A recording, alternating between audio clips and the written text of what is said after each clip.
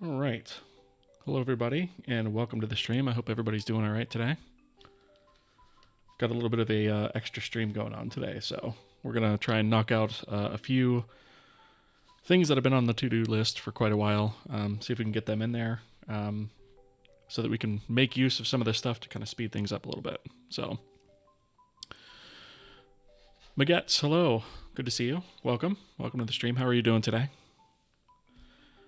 Before we jump into too much of the technical stuff, I do want to take just a quick second and thank the supporters of the channel listed here on the screen, starting with the partners who are the highest tier of subscription over on YouTube and Patreon. They are Gebi Bashir and Gerbolis Inc. I would also like to thank all of the other supporters listed below that under the supporters section. They are the other tiers of subscription over on YouTube memberships, Patreon, as well as Twitch subscriptions. So thank you all very much for your support. I greatly appreciate it. All right. And of course, it goes without saying that I appreciate each and every one of you viewers here who joins me either on the Twitch side or on the YouTube side. We do simulcast, so I appreciate each and every one of you guys following along with the series. Flaba, thank you for the follow. I appreciate that. Welcome. So, yeah. With all of that said, last time we were kind of working on some items around threading our job system and implementing semaphores. We started kind of talking about that. And more or less got some of that stuff implemented, and I do want to kind of bring up what we've done off camera since. So I'm just going to go over here to the GitHub repo and have a look at the job dependencies branch, which is what we're currently working on. And we have some commits here. Let's see. So most of this stuff we've already been over. Let's see which one. Okay, so I believe we actually, I think this is the one we did on stream. Let me just double check. Yes, this is the one that we did on stream, right? So we implemented our semaphores at least on Win32. What I did after that was just this commit here, which was to implement the POSIX version of threads, or semaphores, sorry. And so this just adds all of that in here as well, and that's to cover Linux and Mac OS, right? So we've gone ahead and added those things. Not a whole heck of a lot here, right? And thankfully, because of the way our platform layer is constructed, all I had to do was just sort of plug this stuff in at the platform layer, which in this case I just put in platform NICs since they all use the same thing. And, you know, it just works. So that works with everything that we did last time. Let's see. Been working on some of the rendering API abstraction for my game engine. Seems like render or buffer abstraction is trickier than I expected. Not sure I should take the direct 3D 11 route for it. Yeah, yeah. So render buffer abstraction can be a little bit tricky, right? We've certainly changed ours around a couple of times just to kind of make things a little bit more flexible. So it took us a few tries to land where we are at the moment. I don't think there's that many useful memory property plus buffer usage combinations after all. Nope, especially when you consider which ones are required to be supported and which ones potentially aren't. Because I don't know about you, but I like supporting the lowest common denominator on a lot of things. So if there's something that's not very, very widely supported, I tend not to use it, right? At least for stuff at that level. Like if it comes to like ray tracing or something like that, you know, you can make it an option to switch on or off. But for something at that level, generally not. So yes, I fully understand what you're talking about because we've been there, right? Okay. So in case of any of you are new to the stream, by the way, we are developing a game engine completely from scratch using C and then using Vulkan as our initial rendering backend. I say initial rendering backend because we plan to support multiple. So this has been architected with it in mind that we're going to eventually have Direct3D as a backend, Metal as a backend, and maybe OpenGL. So Vulkan's just the first one that we're implementing, and then we'll move on to the others at some point once we're a little bit closer to feature complete, right? We also run on Windows, Linux, and Mac OS, if you haven't caught that already. All right, one last thing I'll do is I'll drop a link here in chat to kohiengine.com. That's the sort of main website for all of this stuff. That's what I'm looking at here, in case you guys are actually looking for that link. It looks like my bot on the YouTube side might be asleep today, so I'm just going to manually paste this over there, so I don't know what's going on with that.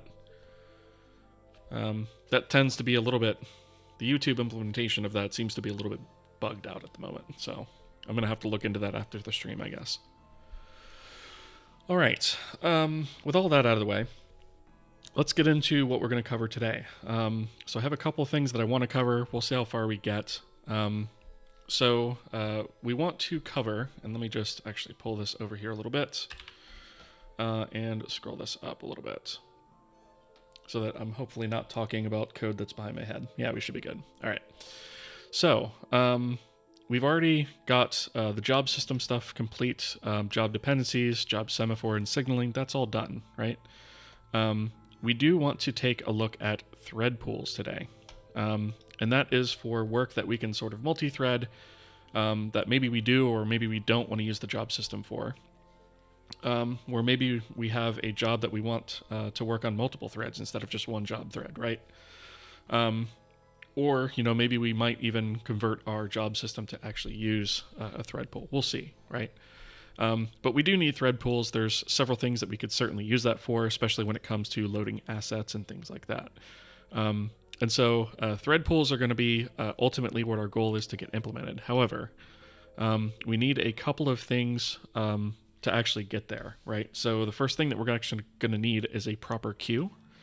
We do have a ring buffer, which kind of operates as a queue, but it's limited in size, right? Like once you set up the size of that queue, you're kind of stuck with it, right? And so what we want to do is we want to go ahead and create our queue container. And then we want to create a, I guess what we're going to call like more a worker thread that we're going to use for thread pools instead of just K threads. And those essentially are going to be, they're going to be threads, but they're also going to be a thread that manages its own queue of work that's been submitted to it. And that's what I'm saying. Well, our job system kind of does this already, but there's no reason that we can't just have our threads actually do this, right? So more or less, that's what we're going to do. I haven't decided yet if we're going to make that a separate sort of wrapper around threads or whether we're just going to extend our currently existing threads to support that, right? Haven't decided on that yet. But that is basically what we're wanting to work on today. And then from this, we are going to take our thread pool implementation and use it right away for our terrain texture loading, right? Because if you recall, we actually have to load 12 different textures and then jam those all into the same block of memory to make sure that our array texture for terrains does the thing. So that's ultimately the goal behind all of this, right? And that'll speed up our loading time by quite a lot. Let's see. Magats, you implemented a linked list where the list data is in one array and the links are in their own array. Makes it flexible, and I'd expect it to improve cache locality a bit. Haven't benchmarked it. Nice. Yeah, I mean that's really the way it should work, right? In terms of linked lists, our free list technically does that, where it has a an array of free nodes, right, that are all contiguous in memory, and then the actual data is stored elsewhere. So yeah, we more or less do that in our free list. I just don't have like a proper linked list structure, right? I suppose we could extract that out at some point, but I haven't really needed it yet. Okay, so I think the first place we're going to start is on this queue. So let's go ahead, and I'm actually going to modify or model it after I think the way that we set up the stack. Because this implementation is pretty flexible, I think, in terms of how we work with it.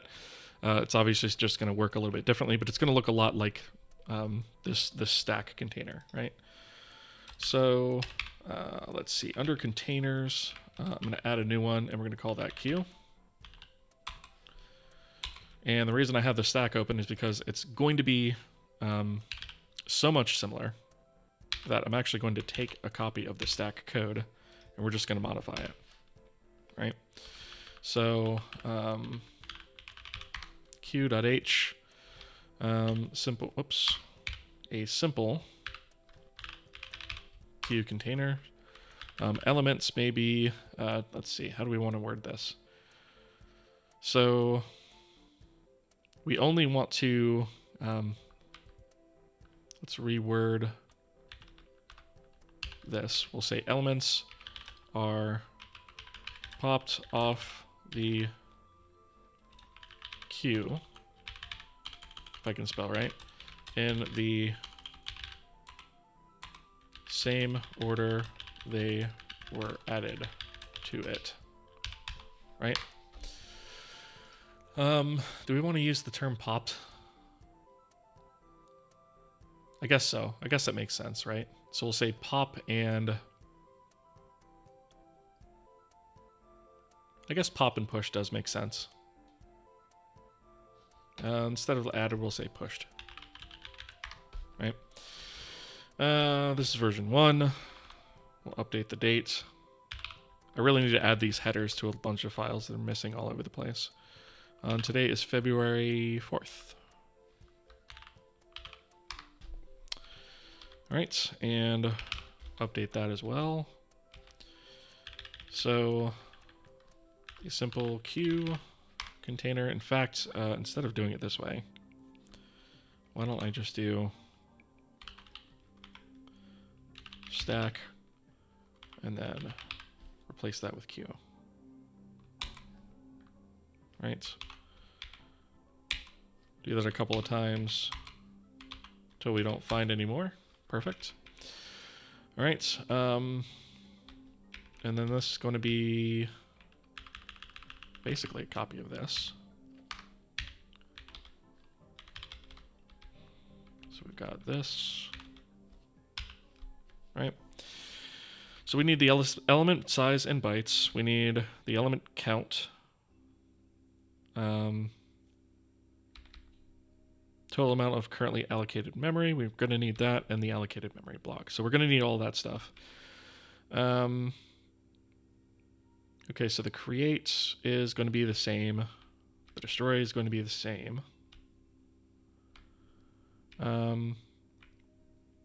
So we push an element, copy of the element data onto the queue. Let's say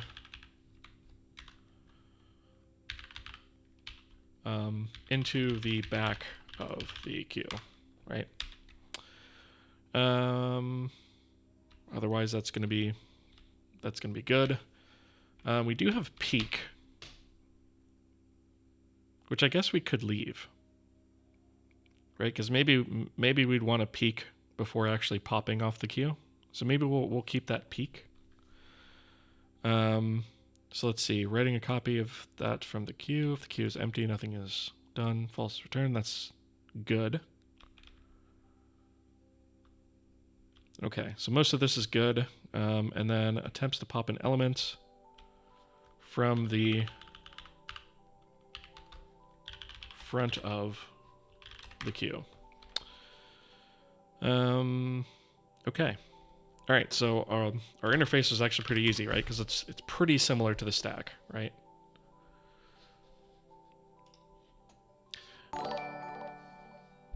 Weird Trash Can, hello. Hello. 3 months. 3 months, that's awesome. Thank you so much for the support. I really appreciate that. I can't believe it's already been 3 months, right? Time flies. Agets, when you benchmark that, I'd be interested to know, the difference between that, for sure. Let's see. Okay, From Lake, hello. You know it's Sunday, right? Not obviously not Wednesday or Thursday or Friday. Yep, exactly. Yeah, it's an extra stream today. You're programming for yourself right now. Must be real early for me. No, it's 3 p.m. here. You're used to seeing me at 3:30 a.m. Oof. Let's see. Broccoli Rob, when doing a string replace, you can tack a G under the end of the command to replace all. Oh, yeah, I always forget to do that. It should technically. What's weird about it is like this is supposed to make it global, I thought. But the weird thing is like it kind of catches some of them. Like it catches multiples, but it doesn't catch them all. So yeah, maybe next time I'll try slapping a G at the end of that and see if it works, right? Regular expressions, always fun. Rico, good to see you. I'm doing well. How about you? Let's see, George. How do you find debugging in NeoVim? Thinking to make the switch too. So I actually don't debug in NeoVim.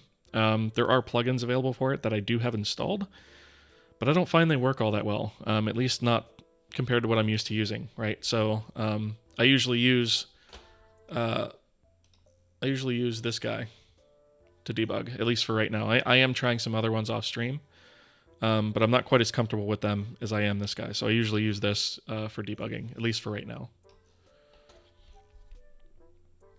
It's global. It catches the first one on the line. Yeah, I'd be interested to see if that actually catches them throughout the entire file, because that would be nice to not have to do it several times. I'm just kind of in the habit of doing it multiple times now because it doesn't catch all of them in the first one. Hello, loving your streams. Awesome, welcome. Need advice between choosing C or C++ for game dev as a self-taught learner. Any tips for a hobbyist? So usually what I suggest in a lot of cases is that people learn C first. And the reason for that is because C++ is kind of built on top of C, right? There's a lot of complexity and things that are hidden from you that you have to deal with when it comes to C++. C is a much simpler language. And so I usually suggest that people learn C first and really understand that language forwards and backwards, because it'll help you understand C++ a lot better when you make that jump. If you start with C++ and you go to jump to C, there's going to be things that you're probably going to struggle with and might not make as much sense because C++ abstracts a lot of that from you, right? Like the auto pointers and all that other stuff. So I would suggest learning C first and then learning C++. That's my personal opinion on that. Got it. That was one of my fears. Thanks. Yeah, no problem. I mean, I've been using Vim now for my editor for quite some time, and I love it as an editor. But I don't see the harm also in using a separate application to debug, right? I've kind of gotten used to that workflow, and it's not really a big deal, especially since, this guy will actually let you debug through the source too, right? So it's really not that huge of a deal. It's kind of the more Unix way of working, right? Where you have split out tools that are meant to do different things instead of an all-inclusive IDE. All right, let's see. Willow7, thank you for the follow. Appreciate that. Welcome. Let's see. First time chat, Rico Decia. Hope I pronounced that correctly. I have a question about multiple render passes. I understand you can use more than one to separate UI and mesh rendering, but is it possible for them to be compatible so you use the same swap chain, or do you have to have separate swap chain frame buffers for each render pass? Well, the swap chain you use, you really only have one of, right? Because the swap chain you use is for flipping which render buffer you're using presenting to the window, right? Like that's the only purpose of the swap chain. If you're talking frame buffers, so you could and should have them compatible, right? So what we do with our multiple render passes, let me maybe pull up the good old paint here. Right, so the way we do ours is, I guess I'll switch to this. So we have a render graph set up that has multiple passes, right? And so we have a couple of global resources up here, right? So we have our color buffer and our depth buffer, right? And obviously this is times 3 or however many swap chain images you have, right? So times 3 and times 3, and then you just index into that array, right?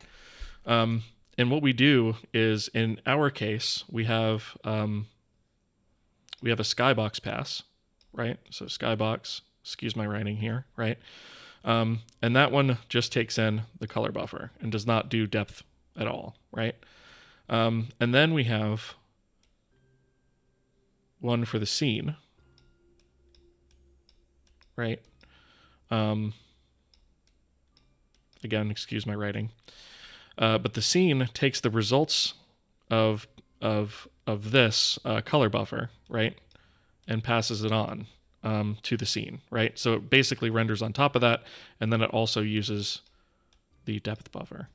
And then we have what we call an editor pass, which is used to like draw the gizmo and things like that. That just takes the result of both of these and uses them. And then we have our UI pass, right, which is this guy, right? And our UI pass only takes in the color buffer, right? So this one over here to the left is all the color buffer. This is the depth buffer, right? And so past this editor pass, we don't use the depth buffer.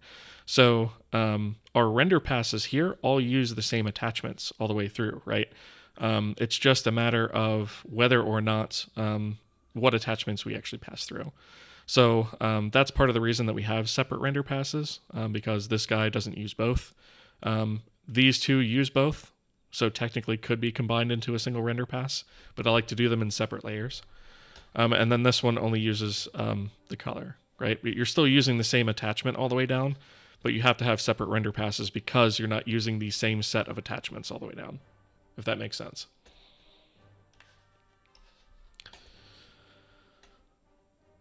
All right, let's see.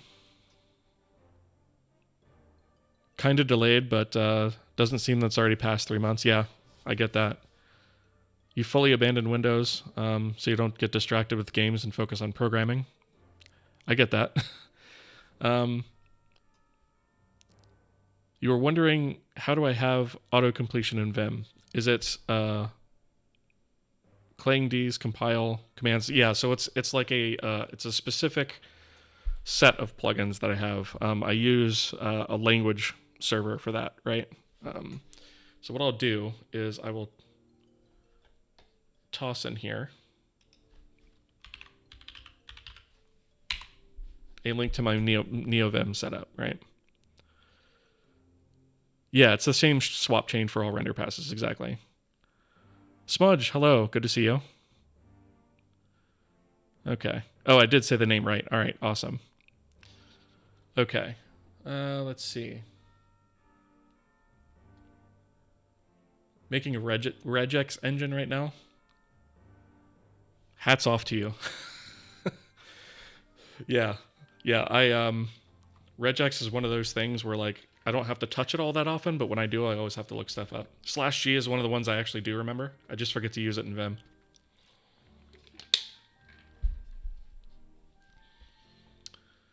All right. How would you advise to learn OpenGL at first or start with Vulkan? Can you provide some advices to learn graphics game programming? So that's a bit open-ended, right? It really depends on where your skill set is at, right? What's your command on C or C++, right? Do you have a good command of those languages? Because if you don't, graphics programming is probably going to throw you for a little bit of a loop, right? So you're going to need to be good with that first. Also, what is your understanding of the way graphics rendering works in general, right? Have you ever done any of it before? Are you completely new to it? Are all the concepts brand new to you? Things like that. I would say if you are starting off with rendering and you've never done it before, probably OpenGL is going to be a much lower barrier to entry, right? But I would say, OpenGL is kind of deprecated right now. It's not being extended. It's not going to be updated any further. So it's deprecated, not to be confused with obsolete, right? It's not obsolete yet. It's just deprecated. So that means that it's not going to receive any updates, but there's still wide support for it. I would say, starting to learn with OpenGL is probably a good idea. just to wrap your head around the concepts, and then make the jump to Vulkan when you're familiar with that. Okay. Start with C now, and as you gain proficiency, you plan to explore Rust in the future. Yeah, that's not a bad idea either, because you're not really going to fully appreciate what Rust is trying to do unless you have an understanding of C, at least in my opinion. Let's see. Problem with regex is too many syntax flavors. Absolutely. Yeah, it's super annoying. One of my favorite programming jokes, a programmer has a problem and decides to use regex to solve it. The programmer now has two problems. Yeah, 100%. Notice you declaring variables of U8 type. Is there a specific header you're using to do that? Yes. So we have our own type defs in our defines, right? So we've just kind of type defed all these things out for ourselves, right? And then down here, because I know a lot of people ask this, they're like, well, if you're using, long could be a different thing on different platforms, right? We actually have static assertions to verify that those types are correct, right? So all of this stuff is on our own custom header. We've type defed all those things ourselves. Because I don't feel like typing unsigned char all the time, right? U8's much easier. Watching the stream on my PC is definitely better than on my phone in the middle of the night. Yeah, I bet it is. However, I'm working on programming, so I'm going to turn off this video. Catch you next time. All right, that works. Later, nerds. Yeah, exactly. See you, From Lake. Good to see you. See you later. Have a good one. All right. So we have our queue API, right? So let's go. Let's go ahead and grab all of this and go to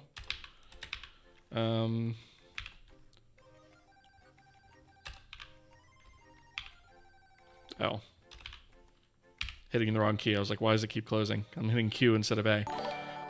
We'll create a file called Q.C,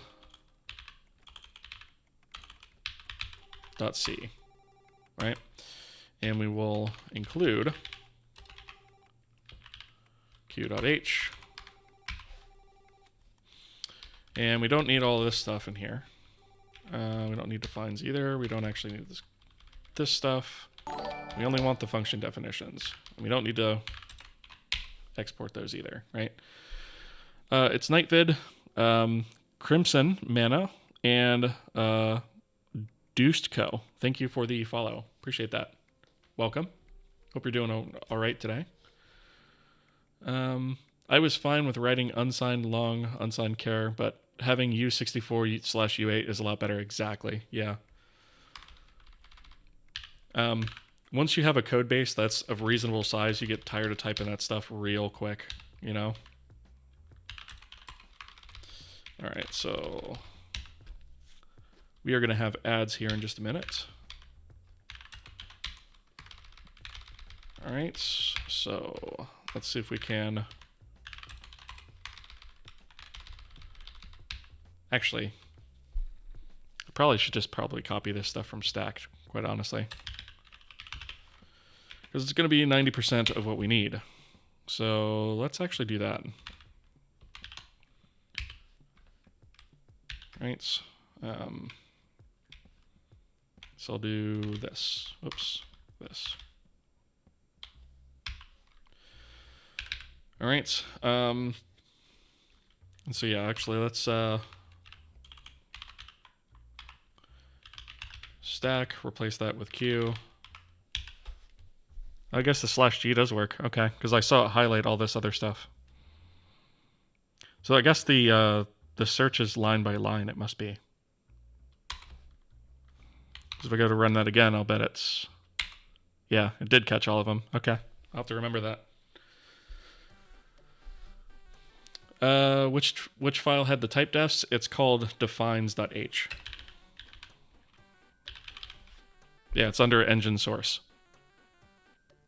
Yeah, /G is for global. Yeah, I didn't realize that that I was only basically doing the first instance on each line. I assumed since it was hitting the whole file that it was basically doing the whole file, but I noticed it would start to like miss some. So it's like global, but for the line, which is weird. I don't know why it works that way. I don't know why it goes line by line. Should probably look into that, but. All right, we have ads.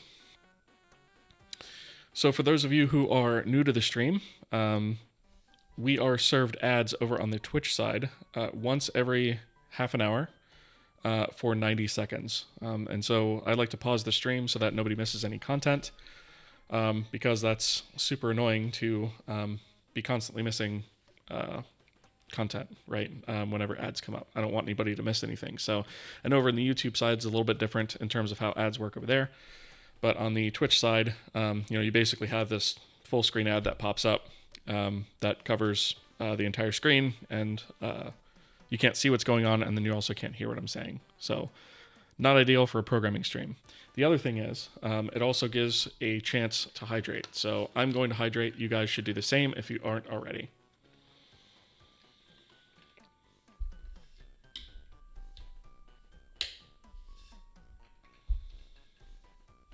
So we got about 25 seconds left-ish, and then we'll be right back into it.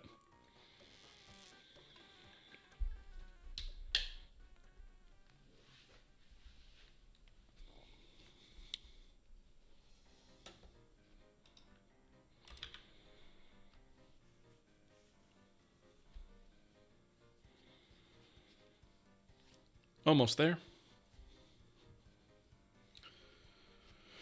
Cool. All right, ads are dead. So, for our queue, we're going to have to do things slightly different. So, ensure allocated should actually be pretty much the same. When we, let's see. So I think, do we resize this every time we add is the question. Let me just check that real quick. So when we push, we do element count +1. Yes, so that makes sense. So what we should probably do is we should switch up how ensure allocated works a little bit, right? So we check to make sure that we have enough space. Let's see, should we actually do that here?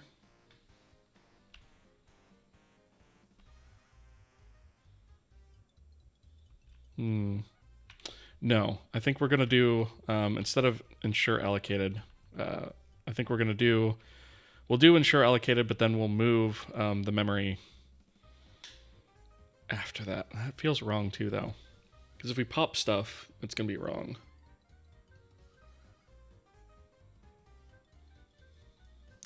It's multiple copy operations. I'm not a huge fan of it, but I think I'm going to do it this way anyways. So basically what we need to do is, unlike a stack where we essentially have an array of items, right? Let's say that this is the front and this is the back, right? When you add something on a stack, you're basically adding it from the back, right? So you add it this way, right? And then when you pop it off, you pop it from the back, right? A queue essentially adds from the front all the time, right? So instead of adding it from back this way, you add it from this way, right?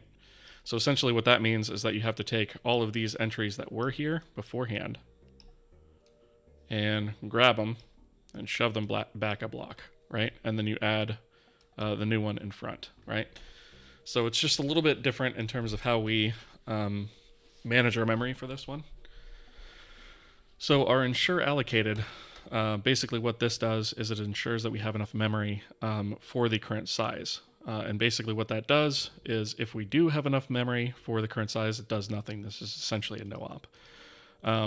But if the allocated amount is less than the element size times the new count, right? This is the new count.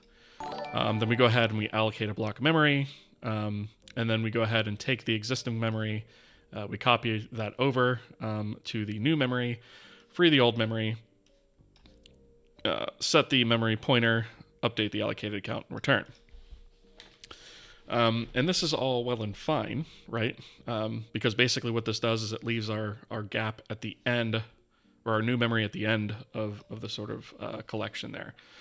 But what I'm thinking is we could theoretically take a shortcut here and say, well, if we leave our memory block, our empty memory block at the front, then all we have to do is copy into that memory. We don't actually have to move everything twice, right?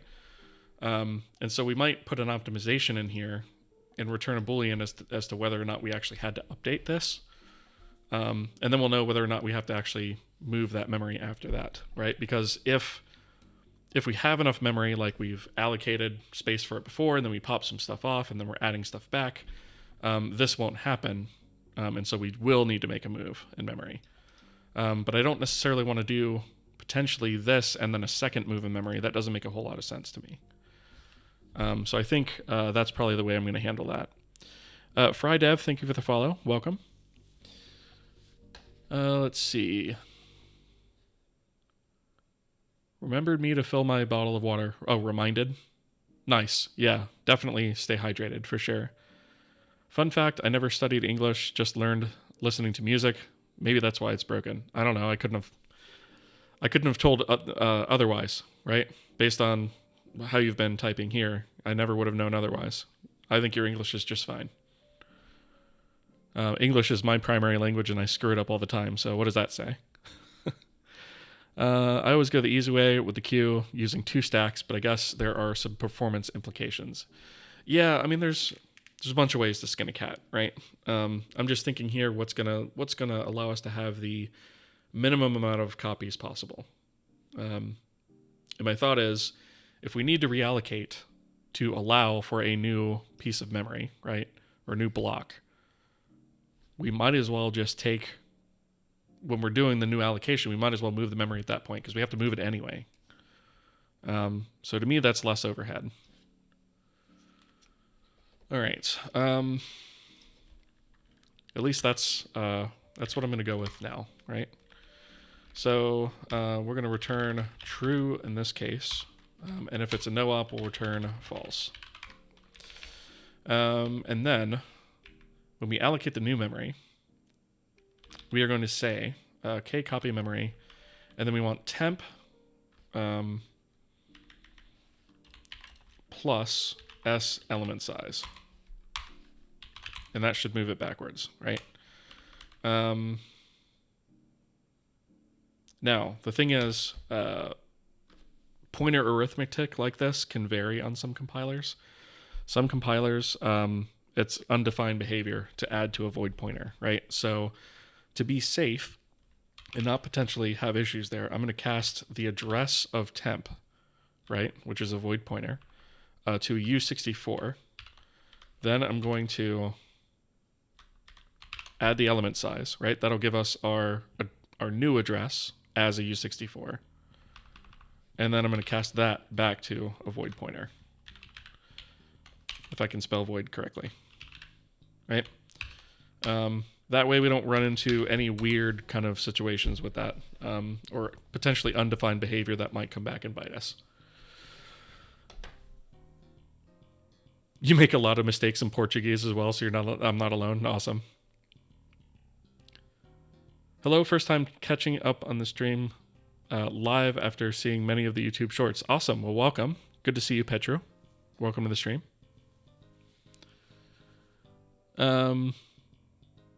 You always do U8 pointer. Yeah, so that's another way to do it.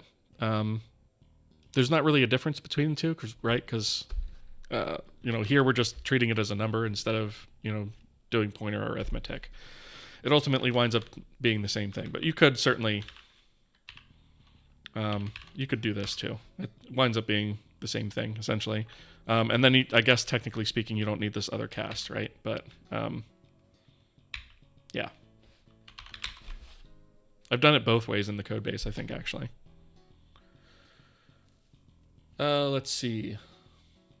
Does the queue have to be contiguous? So we want the queue to be contiguous, yeah. There's really no reason not to have it contiguous, right? Like we don't want to use a linked list for this, right? We want to avoid memory fragmentation wherever we can. So Anytime you can make something contiguous, you should. At least that's what we're aiming for. All right, so we have ensure allocated. And I think that's only called just the once.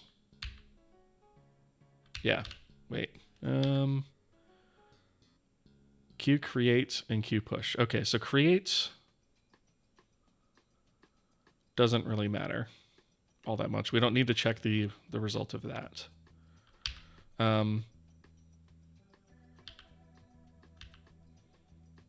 Really, it's the push that we're concerned with, right? So in this case, we'll say if not ensure allocated, which actually, that's a little bit weird, right? Because like that kind of sounds like a failure case. Ensure allocated, and if that failed, like if that returns false, did it fail, right? That's a little bit weird naming. I guess we could just say returns true if a reallocation occurred, otherwise false. False does not indicate failure. Just be explicit about that.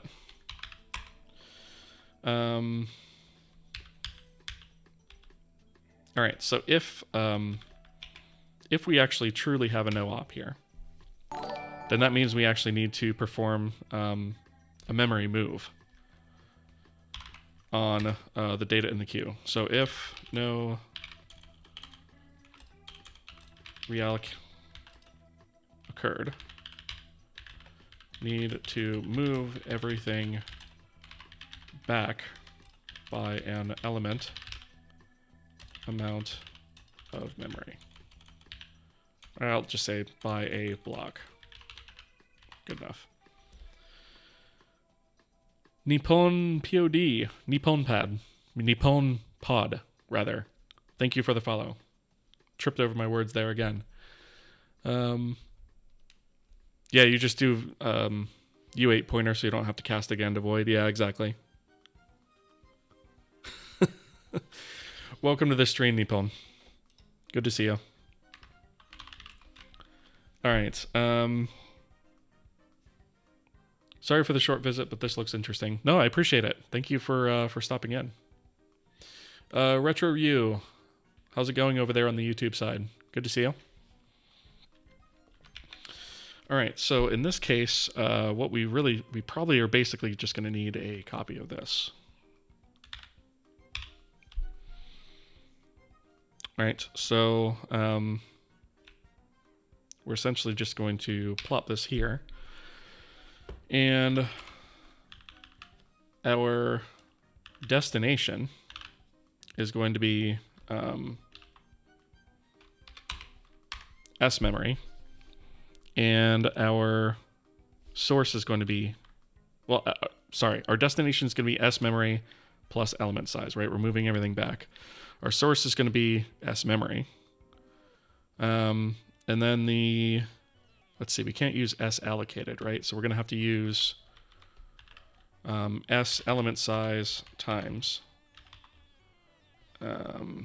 element count to move this, right?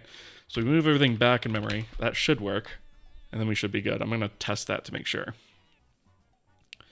Pigeon Guided Missile. That is an awesome username, by the way. Thank you for the follow. Welcome. YouTube is running great. Awesome. Glad to hear it. Some of you guys' usernames cracks me up. Pigeon Guided Missile is pretty epic. I think that was the thing they were experimenting with in World War II, if I recall correctly. Okay, so we push this back, and then we should be able to, in this case, copy the memory. We want just S memory in this case, right? Because we want to push to the front. right? So we actually don't need any of this rubbish either. Or this. Element data, element size, right? So we just push right to the front. Wait a minute, is that... No, I don't push to the... wait a minute. We push to the back, not the front. I do need... Well, actually, that depends on what our peak is doing. Is our peak looking at the front or the back? I just realized I think I have this backwards in my head. I do have this backwards in my head. These are actually what we need to change. Everything else should be the same.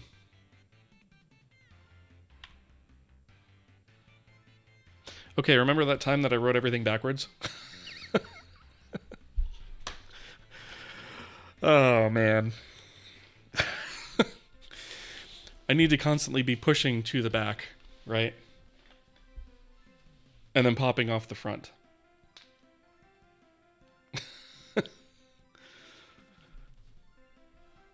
Let's see. It looks like I missed a couple things here.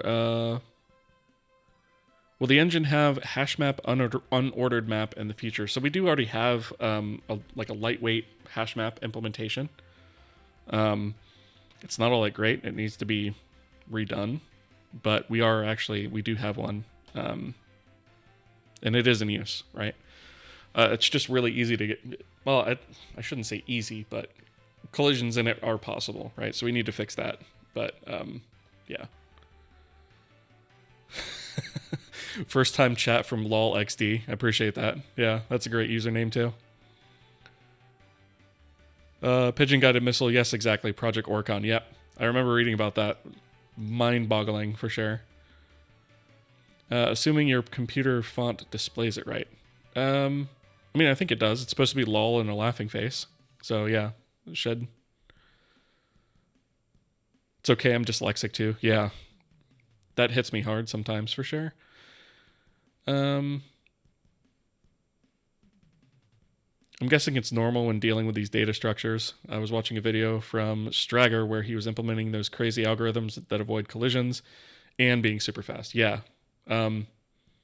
His hash table implementation is pretty interesting. I was thinking about taking a crack at that myself at some point, actually, because I remember watching that video and thinking that was kind of an interesting take on it, because he actually profiled it and everything too. So I might wind up snagging that at some point.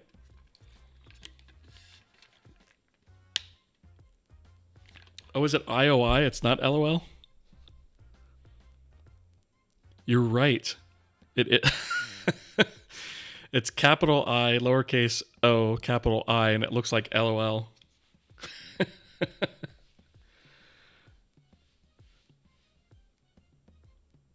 That's hilarious. I would not have initially guessed that. Like that's a dumb thing that the English language does, right? Makes those two look so identical. That's hysterical. Ivoka, hello. How are you doing? Welcome. Okay. So fun story. I'm just gonna undo everything I just did here a minute ago because this is all backwards. I actually had this stuff correct before. Back to the find and replace. Let's try this again. Okay, so ensure allocated leaves the newly allocated memory at the back. Yes, okay, that's correct. Q creates, that's fine, that doesn't need to be changed, neither does destroy. Q push should push it to the back, which it does. Okay, so that is also correct. It's going to be the peak and the pop that we need to change. So the only difference being is peak is essentially a read-only versus pop that actually is going to have to shift data around. So what we're going to do is we will take peak, or actually I'm going to do pop first, and then we'll implement peak based off of pop, but without the update to the memory. So all this really needs to do here is we copy the memory into out element data. But instead of copying it from the back, like what we're doing here, we copy it from the front. So in this case, we do S memory by itself, right? That'll give us the entry at the front. And then what we'll have to do is we'll say copy the front entry to out element data, right? And then after that, we'll need to move everything forward, right? And so this will be a kcopy memory. The destination is going to be S memory. And then the source is going to be, for consistency's sake, I'm going to do this the same way as I did it in the other place. So we'll do a U64. We'll take the address of S memory. And then need one more of these. The address of S memory. And we're going to add to that S element size, right? And then we're going to take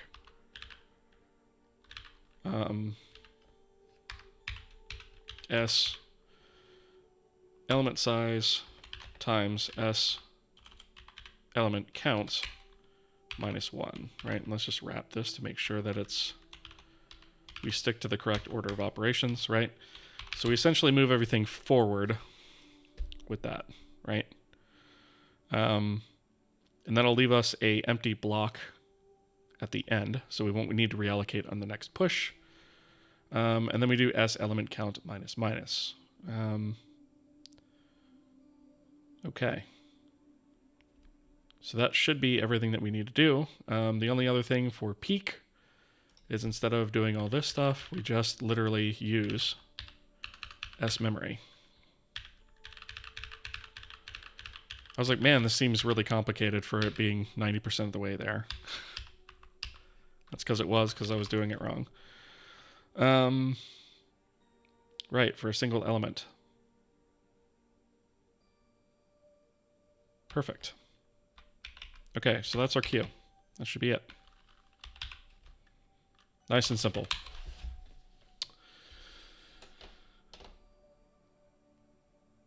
Let's see.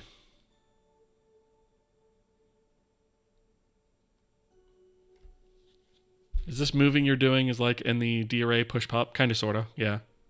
The only difference being is we're basically... Yeah, I mean, it more or less is the same kind of operation. I don't remember whether D-array pops from the front or the back. Off the top of my head.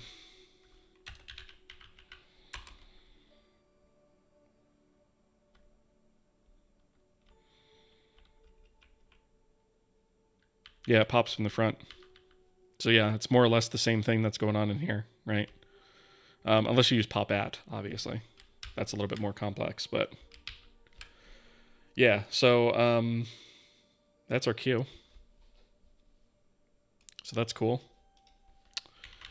All right, so to do queue container, done. Now let's talk about thread pools. So thread pools are more or less what our job system is doing right now, but we're going to enhance our threads to have their own work queues potentially as well, if that's something that you want to use a thread for. Because right now we can basically pass work to a thread directly and have it use that, or we can build something around it, kind of like our job system, where we queue up that work. So rather than having our job system be the only place where we can do that, we're going to sort of make it a little bit more generic. So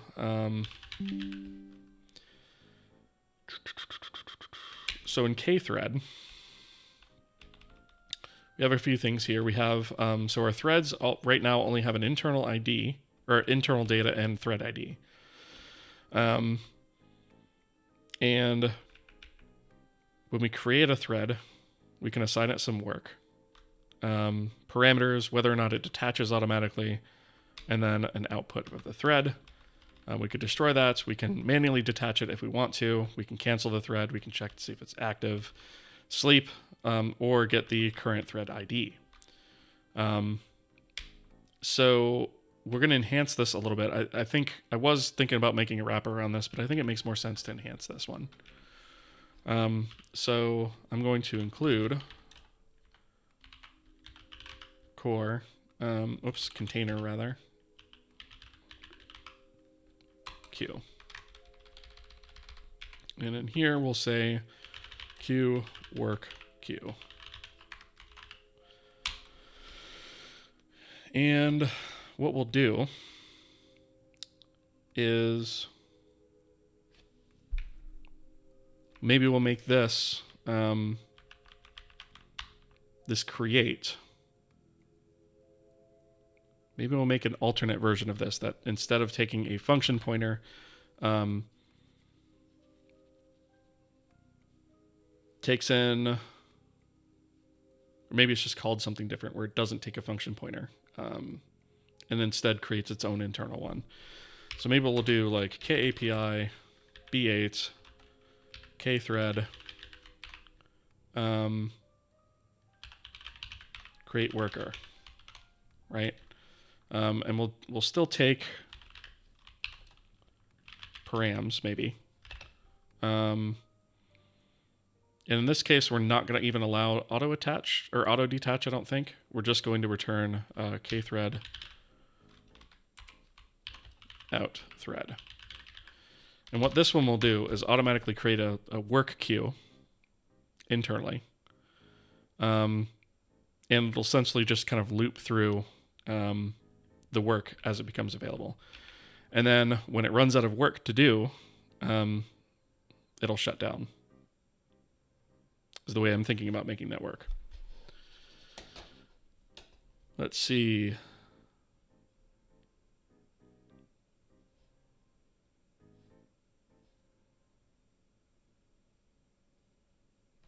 Looks like I missed a bunch of chat here. Let me scroll this up a little bit.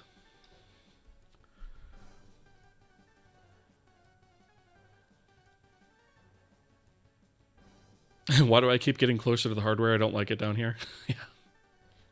Yeah, I understand that. One of the reasons I moved away from C++ when I was trying to implement a dynamic array, copy constructors, move constructors, object construction with multiple parameters, so boring. Yeah, that's kind of annoying sometimes. You just use a std vector as a dynamic array. I mean, yeah, you could certainly do that if you're using C++. It's scary but fun, trust me, when you get close to the hardware. Yep. It is work, but it's worth it when it all works, right? Especially when it's fast. std vector is solid, but I like experimenting, creating my own stuff. Yeah, fair. And templates, ew. Most of that stuff can be defaulted nowadays. Yeah, that's true.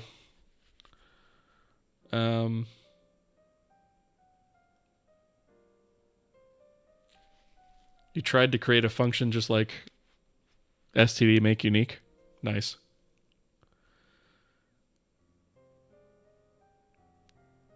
Okay.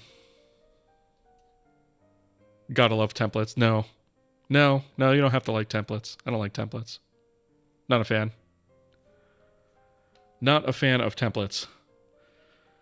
Writing an SNES emulator in C. I'm close to the hardware, but I am the hardware.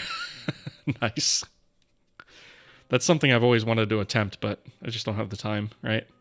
That'd be a fun project to work on, though. Oh, I missed this somehow. Mesbomb, thank you for the follow. Appreciate that. Welcome. All right. Looks like we're going to have ads here for just a minute or so. All right. So speaking of not using templates. All right, so I'm thinking here, maybe we have like maybe we say create worker. And if we create a worker, it doesn't take in, oh, we have ads. I will pick that back up when we come back. So for those of you who are new to the stream here, every 30 minutes on Twitch, we are served ads for 90 seconds or up to 90 seconds, right? So depending on region or locale, folks might get the full 90 seconds of ads. They might get 30 seconds of ads. They might get no ads whatsoever, right? It depends on actually platform, region, locale, right? So I like to pause the stream just to make sure that nobody misses anything, and it gives me a chance to hydrate. And if you guys haven't already, you should also follow suit and hydrate as well.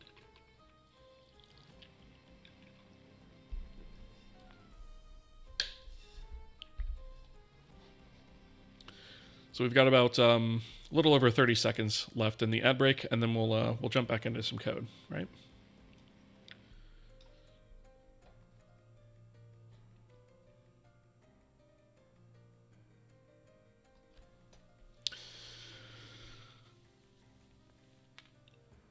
I'm gonna stretch too. You do need to use it as a forced break. You don't have yours timed out well. Yeah. For me, it's a good reminder to hydrate, right?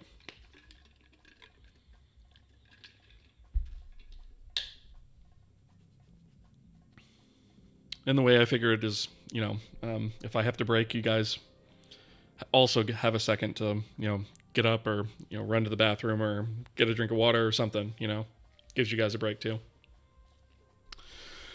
All right. So a standard thread will not have a queue, and then a worker thread will have a queue. I really wonder if I should split this out. The more I think about it, because it's going to get confusing, we're going to have to put all kinds of checks in all of these guys otherwise. I think I am going to create like a separate worker thread for this that just sort of wraps around this guy. Because it's not, I don't think it's going to be clean otherwise. All right.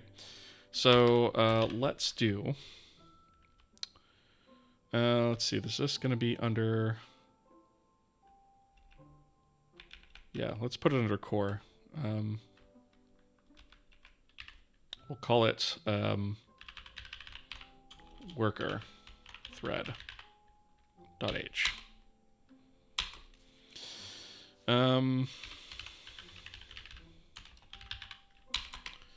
So we'll do include defines, and we'll say KAPI. Actually, we should probably type def what that looks like first. So type def struct worker thread, right? And in this, it's going to have a queue that we'll call work queue.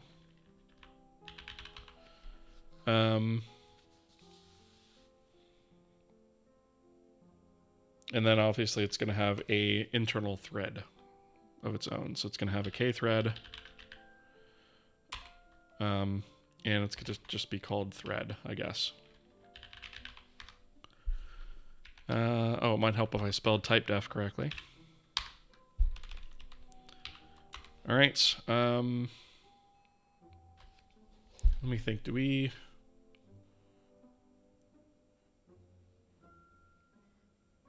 think that should be good. So let's do KAPI.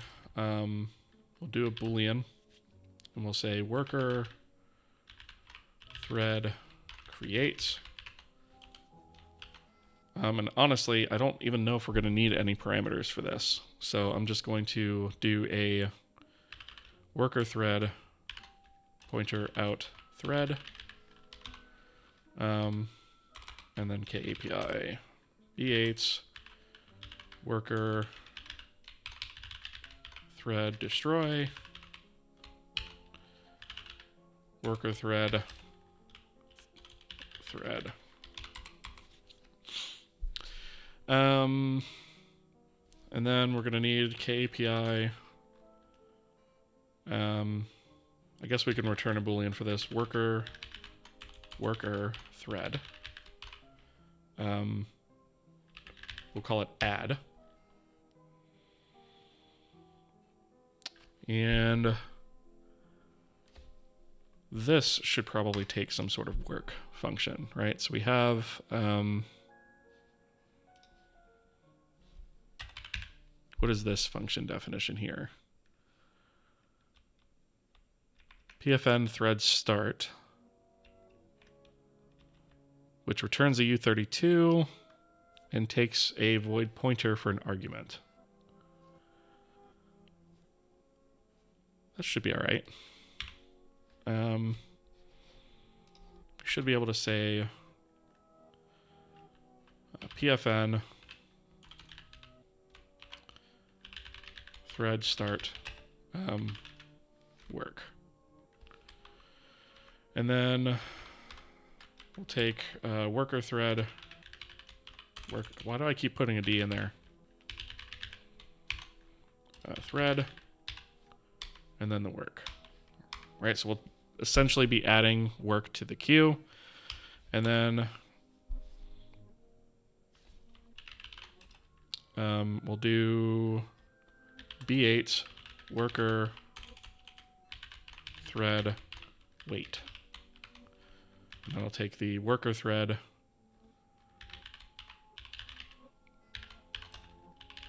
thread, and that should be it. That should be our entire API for this. So our worker thread essentially is going to have a loop, an internal loop that it goes through. Actually, I wonder if I should just do this as part of the thread pool and skip this entirely.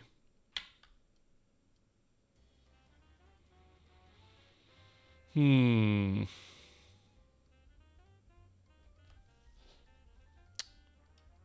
to think about what's the best way to actually handle this, right?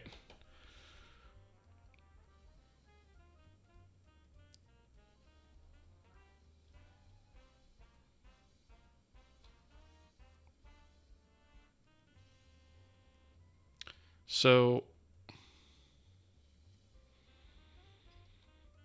no, I guess this does make sense. Okay. So let's take this and where we have worker thread, we'll do another worker thread.c. Open that guy up. I want to open that up here, actually.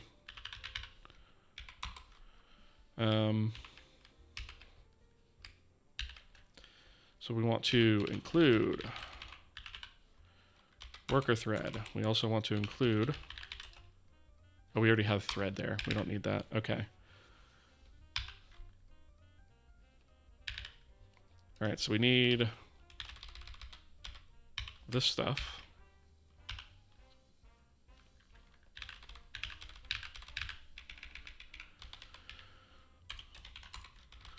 So we'll create, destroy, this will add work, and this will wait on said work. So when we create the thread, the first thing we want to do is we say if not out thread, obviously return false. Otherwise, we can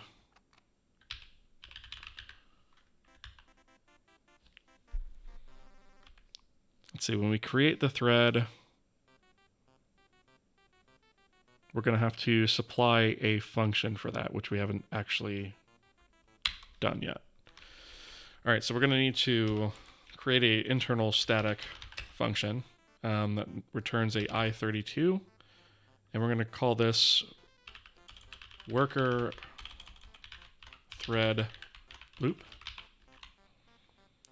This will take a void pointer, params, which I don't think we're actually going to use, but it has to meet that function prototype, right?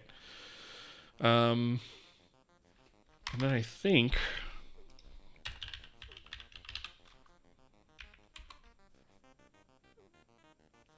it returns 0 on a failure and returns 1 on success. Yes. Okay. So we want to do return 1. And then what we'll do is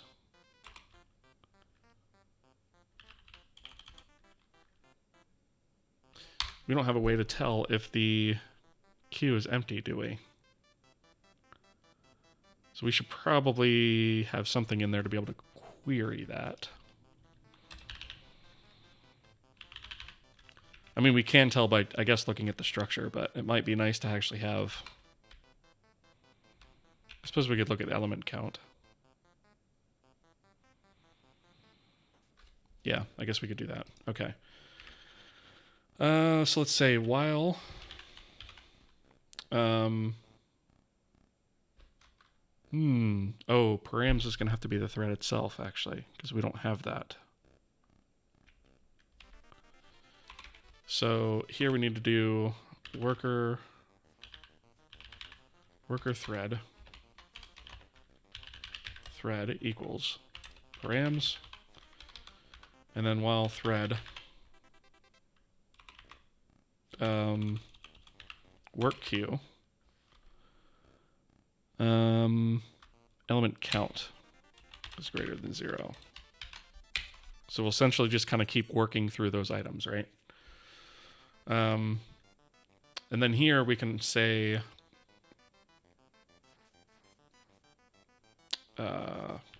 queue pop. We're going to take the address of thread work queue, and then the element that we're going to have is going to be a queue of essentially these guys.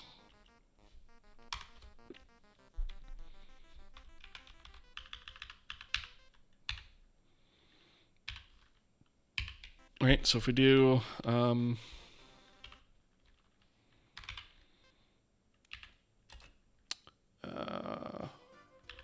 work function, right, and we're going to take a pointer to that.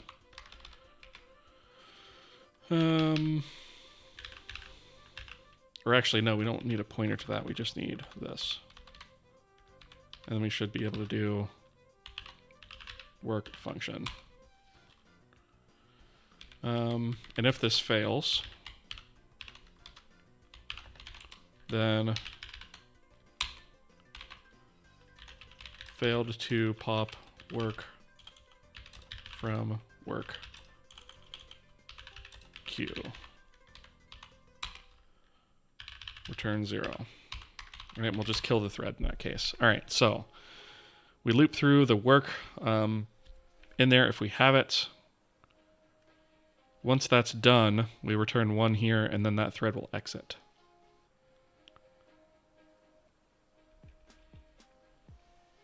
Otherwise, if we're able to pop that successfully, then we'll call work function.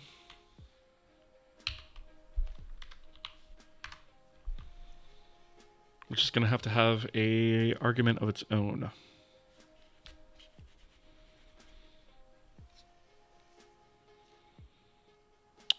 So the question is, when we create one of these worker threads and we add work to it, we're also going to have to add params for that work.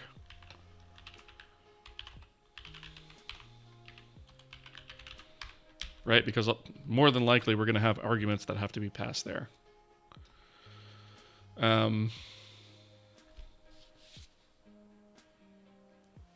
So that means that this work queue is not going to just be a queue of work elements. It's actually going to be work, like a key value pair or something like that. Like a type def struct.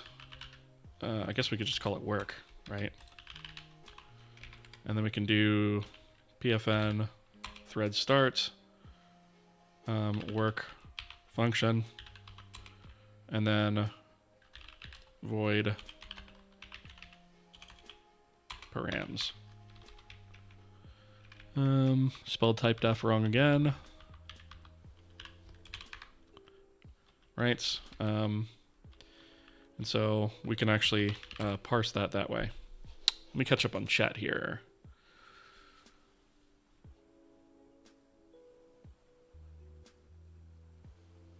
For your queue, is there a reason you use push pop instead of queue, NQ, DQ? Not really. I suppose I could create aliases for those things, right? But like, it's kind of the same thing.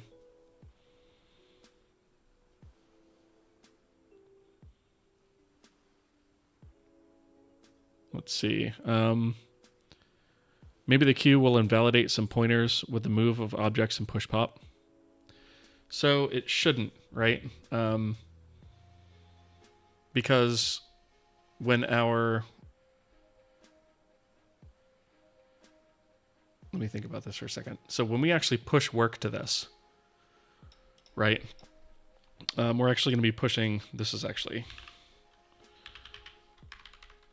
this is actually going to look like this. Right? We're going to pop work. And then we'll be able to say work function, work params, right? But ultimately, when we take in our queue, when we push to it, what we're doing is we're actually copying memory, right? And so in this case, we're going to be pushing a struct that is work, right? And that's going to be a function pointer, which is really just an address in memory. And then some params, which is also just an address in memory, right? So what we're technically storing here is 2 addresses in memory. So us moving this structure itself won't affect that, because all it really contains is two pointers, right? Now, if we were storing the pointers directly, that would be a problem. Actually, it wouldn't even be a problem, right? Because if we were storing the pointers directly, it's still storing the address of something, not the actual thing that's pointed to by that. So it should be fine.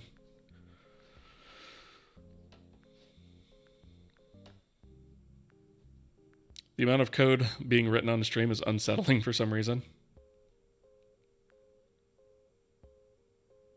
Maybe return handle if they want to shut down the thread. Yeah, I don't think we're going to need that, though. We have a priority queue for work. So our job system actually has a priority queue already.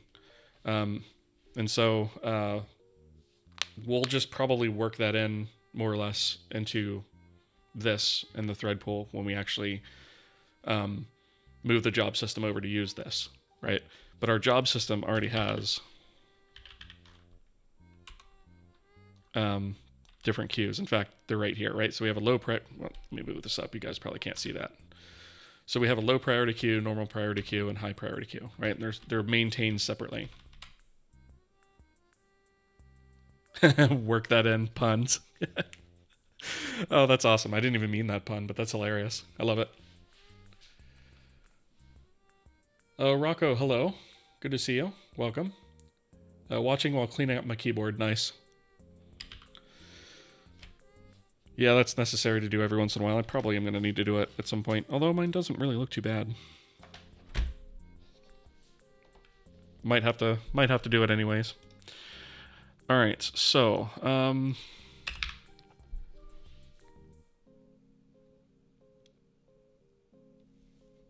okay, so we do the work here. Wait for that to return, then we loop around again and do the thing the next time around.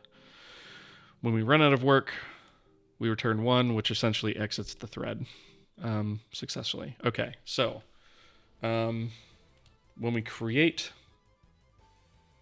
the thread, our function start for the actual internal thread is going to be worker thread loop, right? I don't know why I put params there, but okay. Params itself is going to be out thread, which we cold cast here. Auto detach, I'm going to say is false. We don't want to detach the thread. And then the out thread itself is going to be out thread thread. We need the address of that. And then we'll double check and make sure that this succeeded. And if it did not, worker thread internal thread creation failed. Right? Why does it not like this?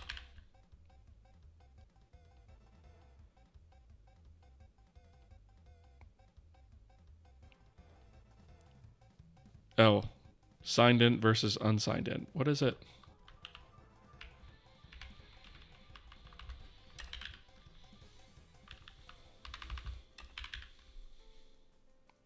Oh, it does want a U32. I thought it wanted a signed one for some reason.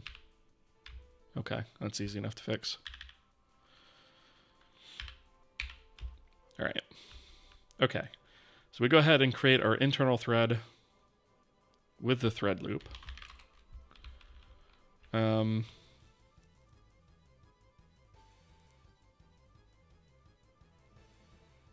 We might actually need to... We might need to actually wait to do that until we add work to it, right? Because if we just do this, it's going to like immediately create the thread and then boot out because it doesn't have any work.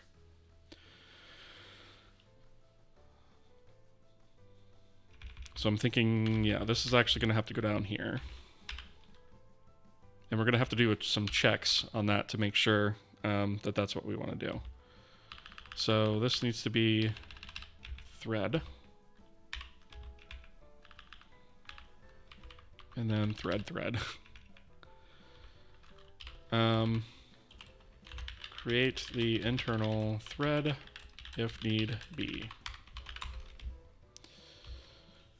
Or maybe we don't do that until we actually wait. Trying to think of how the API should go. So generally speaking, when we use this, we want to create a worker thread because we might be creating multiple worker threads, right? So we need this kind of setup / initialization phase where we create all of our worker threads. And then we need to assign them work. And then we need them to kick off. So this might not even be the right place to do it, right? Maybe this is the place to do it. Right? So here, all we do is push onto the queue. And then when we actually kick this off, we create and then wait on the thread.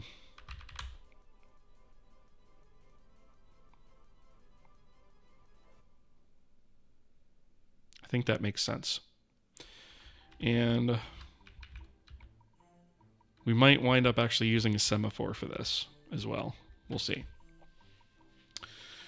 All right, so we have the thread loop. The worker thread creates. So all this really should do at this point is create the queue. So out thread work queue. We need the address of that. And then the element size is going to be size of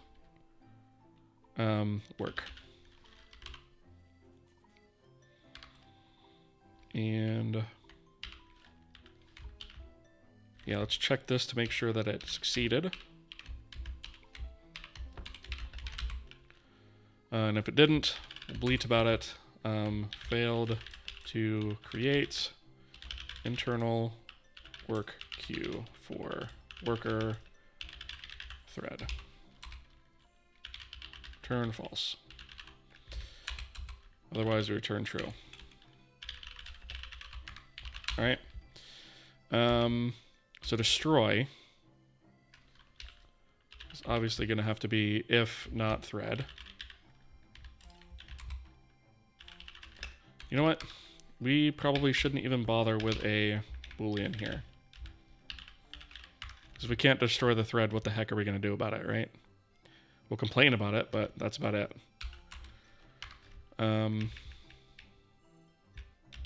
So let's actually fix that in the header as well.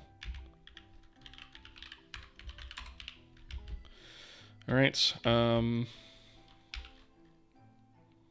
So in this case, let's see. What do we need to do? We need to queue destroy address of thread queue, work queue.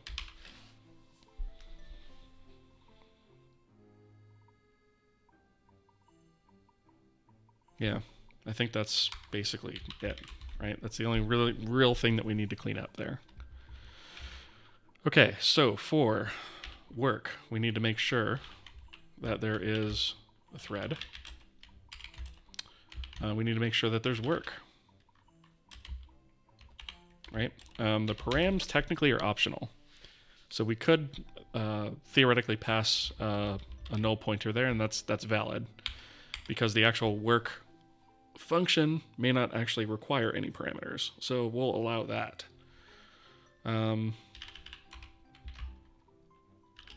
Worker thread add requires valid pointers to a worker thread and a work function pointer.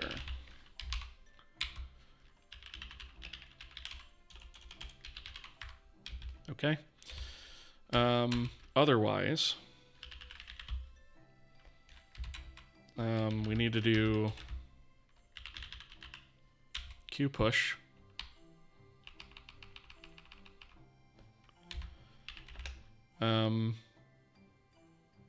Oh, you know what? We need to create a work structure. So work W, and then W work function equals work, and then W params equals work params. Then we push the address of W. And if that fails,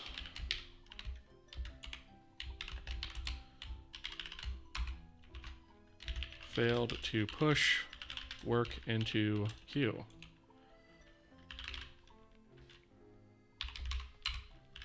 Turn false. Right. Otherwise, return true. What did we miss here? Oh, we need the address of this. Oh, we need to rename this then. So that's got the same name, so we'll call this work function. Right?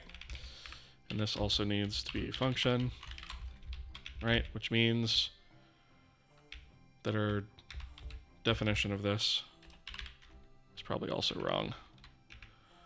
So we need function, and then we also forgot our params.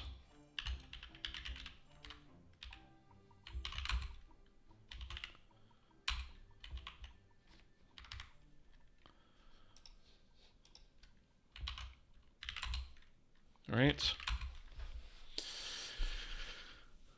Let's see. You were thinking of a queue that implements a heap structure? Yeah. You get binary semaphore, but counting semaphore is not... Wait. But counting semaphore is whatnot is a bit of a mystery. I just understand it works like a mutex, but it doesn't track the locking thread. Complaints are nice to have in logs, though. Yeah. I wish every computer was just a transputer, so we wouldn't have to worry about synchronization primitives. Yeah, that'd be nice, right?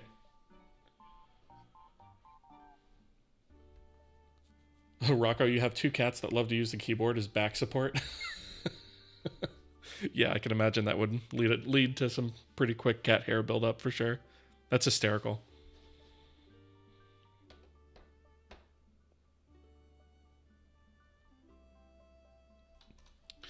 All right. So I guess now let's continue working on our work threads, right? Speaking of work, we have ads. So for those of you who are new to the channel, on either side, on the Twitch side, we have ads that are served to us once every 30 minutes for 90 seconds. Did I say that right? Yes. And so what we like to do is just pause the stream whenever those come up so that nobody misses anything, because nothing is worse on a programming stream than code being written on the screen and explanations being given and you can't hear or see what's going on, right? That kind of sucks. So we go ahead and we pause the stream because some people get different amounts of ads, but 90 seconds is sort of the worst case scenario, right? So we just take that into account. And then it's also a good idea to hydrate. So I'm going to hydrate now. You guys should do the same if you're not already.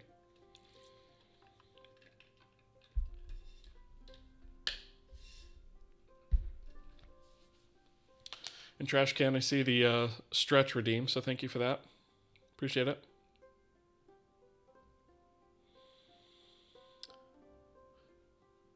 Yeah, so Daddy Biffles, you have a point there, and I usually do touch on that outside of when ads are playing too, just for that. I mention that like once every third ad break or so. Because at least for the folks that are getting ads, they can see, and that's one of the reasons I put it in chat too.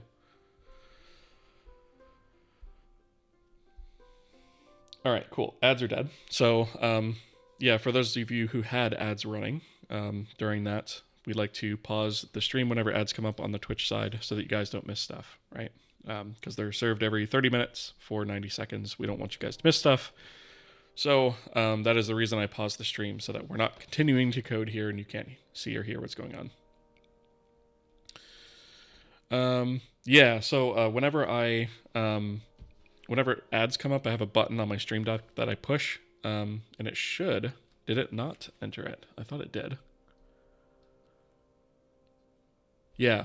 So I have a Streamlabs thing in there that says breaking for ads so that nobody misses content. Be back in a minute. Yeah. So yeah, that's just to kind of let you guys know what's going on, right? Okay. Razzle79, thank you for the follow. Wow. Dyslexia hit me again. Thank you for the fozzle. I'm making up words on stream, apparently. Thank you for the follow. Oh, what a bananas. Okay. All right, so worker thread wait. So at this point, when we call wait, we assume that we have a queue full of work that has been done. We go ahead and we create the work. We have the loop assigned, the thread. We don't detach it. Do we have a wait on this or not? That's the only thing I'm not 100% sure on.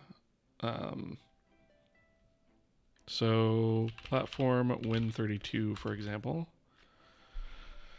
It's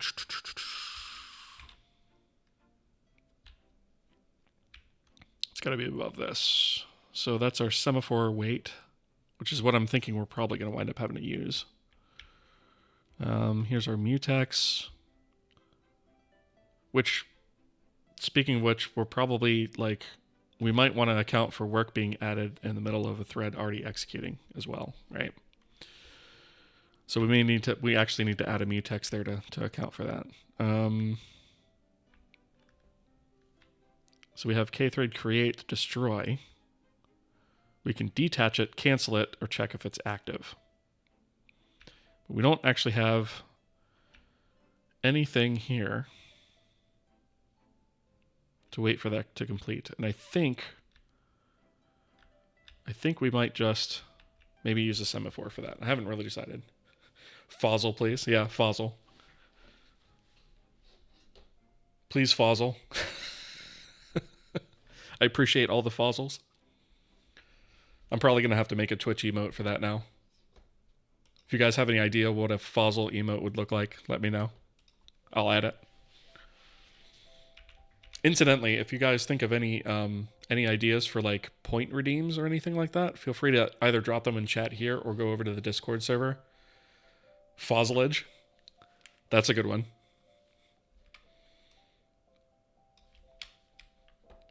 I like fossilage.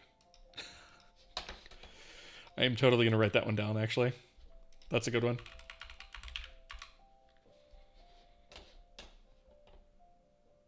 All right. But yeah, if you guys think of any ideas for like Twitch point redeems, I've got a couple things in mind, but I have to work out the logistics of it. But if you guys think of anything, because I know like, was it Taman or was it Trash Can that was saying they had like 31 or 32k points that they have to spend? Something like that. I think it was Taman that said that.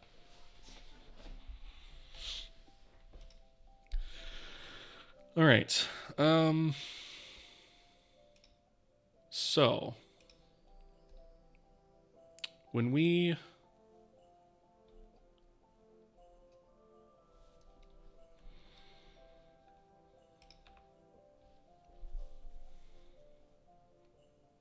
wait, we are probably going to need, let's just use a mutex for this. I think that's what makes the most sense.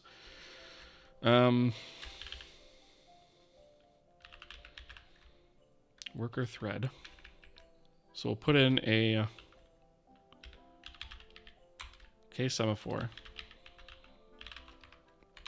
for work that's being done.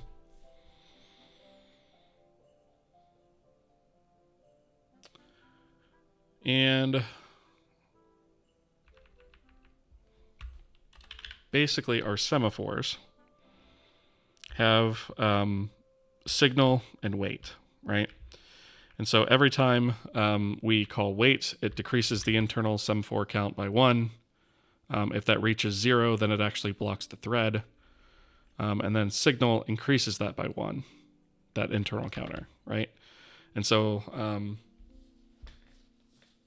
I think, is that actually going to give us what we want to do? Because what we really want to wait on is the job queue being empty. So theoretically,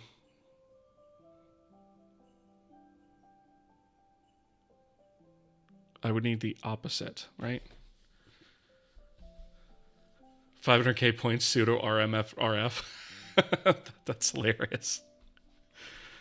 The sad part is that wouldn't work right now because I'm on Windows, but yeah. That would have to be at least 1 million points for that redeem. Oh, Trash Can, you have 12k? Okay. TCAP, what's going on? Good to see you. Welcome. Hope everything's going well. So 10 points, throw Windows in the trash. Yeah, exactly right.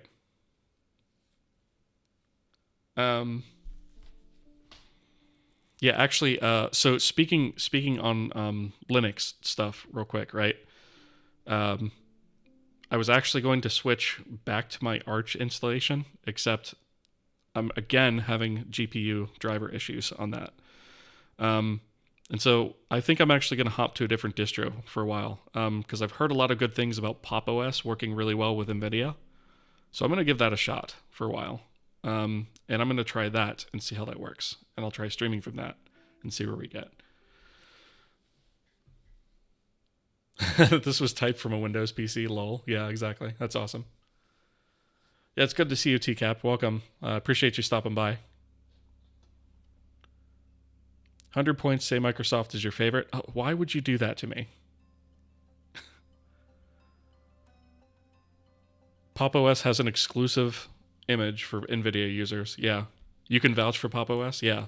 So I've heard a lot of things about that, right? Like I've heard a lot of people, vouching for Pop! OS. I think even the Primogen's using it right now. Flex Overlord, first time chat. Hey, I've been learning OpenGL for a while now and know some basic stuff like frame buffers and model loading, and I wanted to try writing a renderer. You put that in quotes, but I'm not sure where to start or how to structure the architecture for one. Got any tips or resources I could follow? Yes. So, if you're looking to switch from just a renderer to like a full-on game engine for like scene rendering and stuff like that,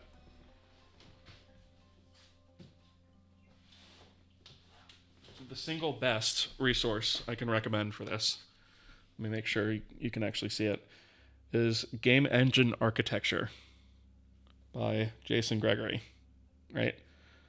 This book right here, it's a chunk, right? It's pretty thick, but it's packed full of awesome information in terms of how to structure game engines, as well as a whole bunch of other stuff, like a primer on the way computers work and stuff like that, right? So it's an excellent resource. And I don't feel like straightening out my bookshelf, so I'll do it later. But yeah, that's an excellent, excellent book. I've read through it a couple times. I'm actually due to read through it again, right?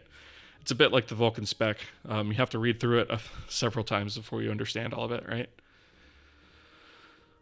I regret using NVIDIA now that I'm using Manjaro. Yeah, I mean, NVIDIA is fine for like Windows, right? But just on Linux, the drivers have just been absolute poop lately. You'll check if your university has it. Yeah. You might be able to get a used one online for relatively cheap. I think brand new, that book is like $50. It's not cheap, but it's worth every penny if you can afford it, right? Or save for it. Disclaimer on Gregory is it doesn't hold your hand. It just describes how systems works, and it's up to you to put them together. Yes. So it's not a tutorial, right? It just tells you how the systems work from a high level, which I think is more useful, right? Because if it just gave you the code behind everything, it's not really doing you any favors, right? Because you're not having to work those problems out yourself and figure it out, right? It doesn't have ray tracing, though. Yeah, I mean, there's all kinds of resources out there in ray tracing, though. We're eventually going to be covering that here, but it might be a bit.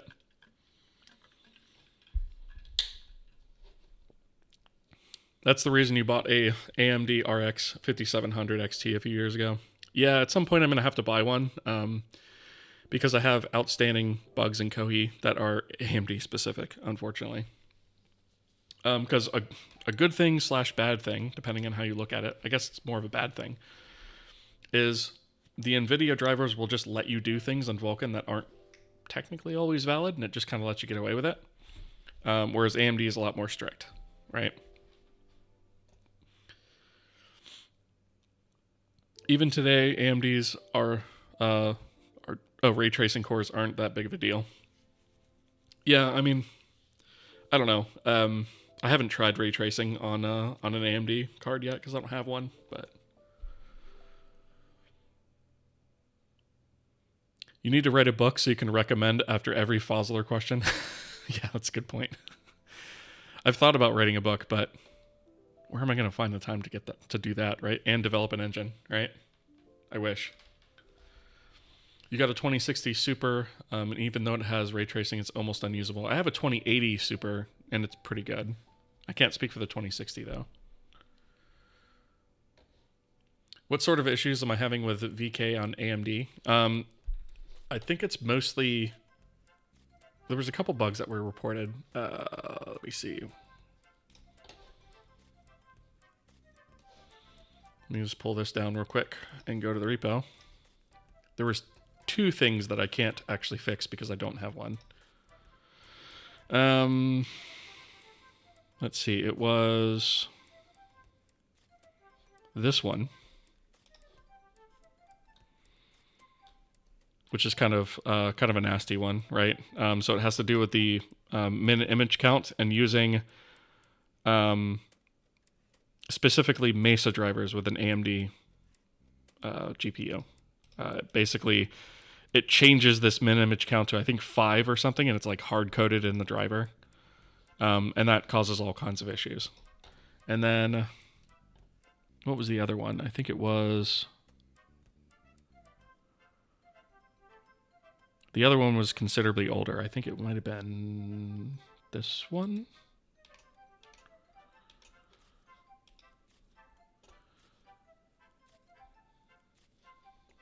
Was it this one?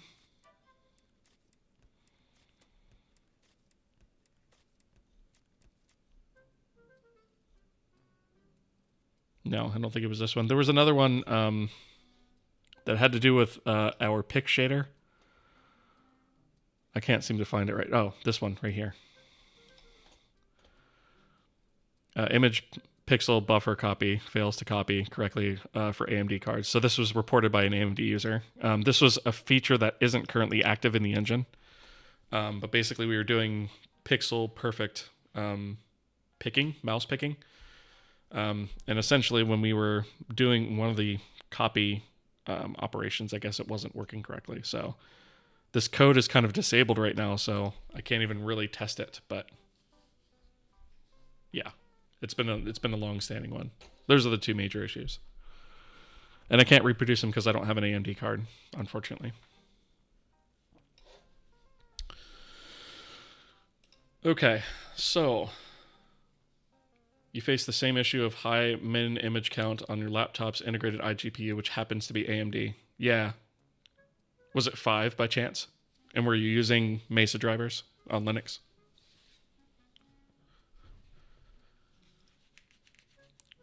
Because I have a laptop that's an integrated NVIDIA, and it was giving me that in some circumstances, but it wasn't exactly the same scenario, which was kind of annoying. You don't remember how many it was? Yeah, fair enough. All right.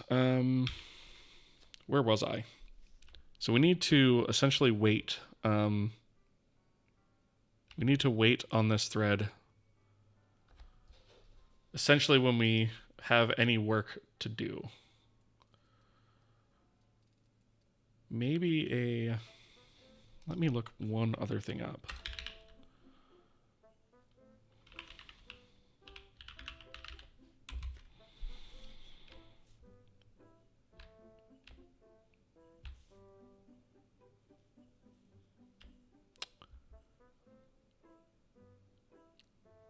So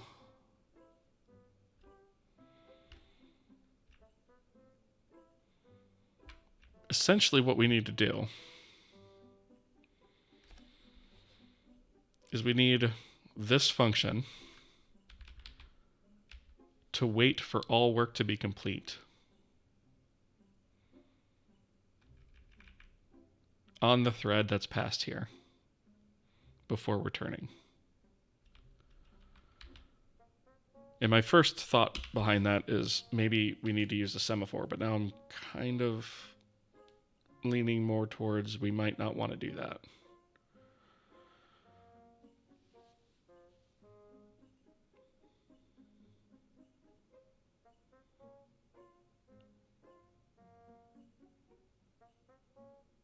We might actually need to implement something else at the platform layer to actually handle this correctly. Because essentially what we want to do is we want all of these potentially multiple threads to wait on their work to complete before moving on. So we essentially want to, in our job pool, we want to call, or in our thread pool rather, we want to essentially call threadpool.wait once we've given all the work to all the threads. And then at the end say, okay, once all that work is done, then move on to whatever you have after that thread pool. We haven't created the thread pool yet, so I'm wondering if that's the next thing we need to do, and we should put the lock there instead of here.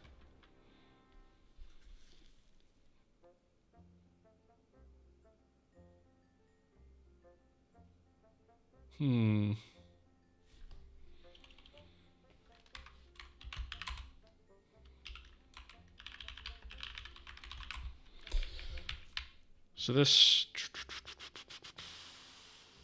I mean, I guess technically speaking, if we don't immediately detach this,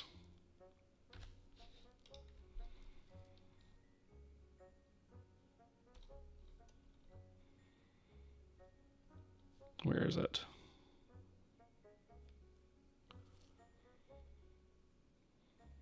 I don't think we actually have anything in here to actually wait on a thread to complete its work. We have this, which kind of calls this wait for single object, right? But like we don't have any way to actually wait, which I think is ultimately the problem.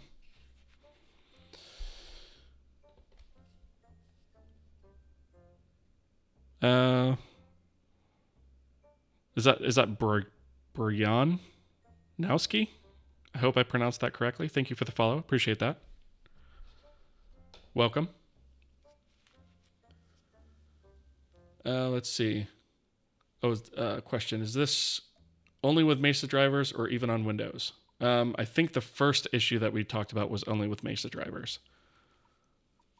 I think the second issue was cross-platform, if I remember correctly. New Fosler, exactly. Yes. I'm going to have to create a command fossilage for sure. All those K prefixes make you think you're looking at the Linux kernel. Ooh, yeah, that's a good point. I didn't think about that.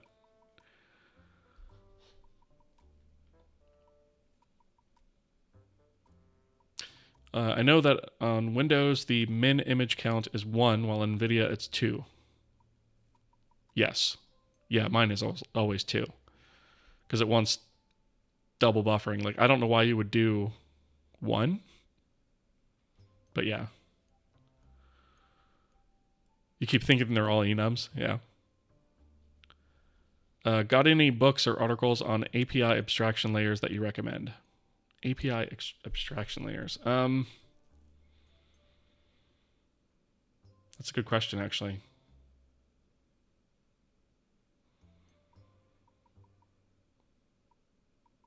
Not that I can think of off the top of my head. I've read a lot of stuff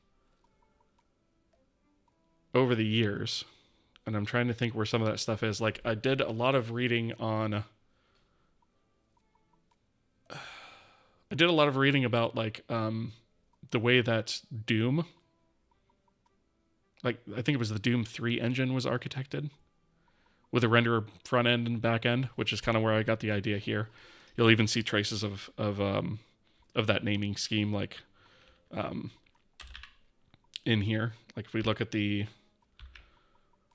renderer, right? I have renderer front end, and then the Vulkan plugin is technically the renderer back end, right? So there's that. What was that article?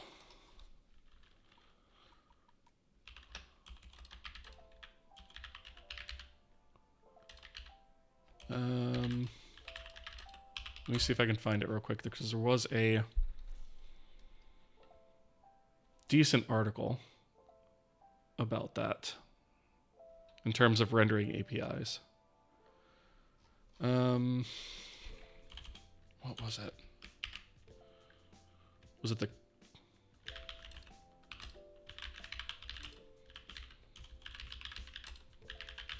Let me see if I can find it real quick, and if I can't, then this might be it. I think I found something in the middle of it. So it was a series of articles by Fabian Sanglard, which if you don't know who he is, you should definitely read some of his work. Let me see if I can find, though. When was this written?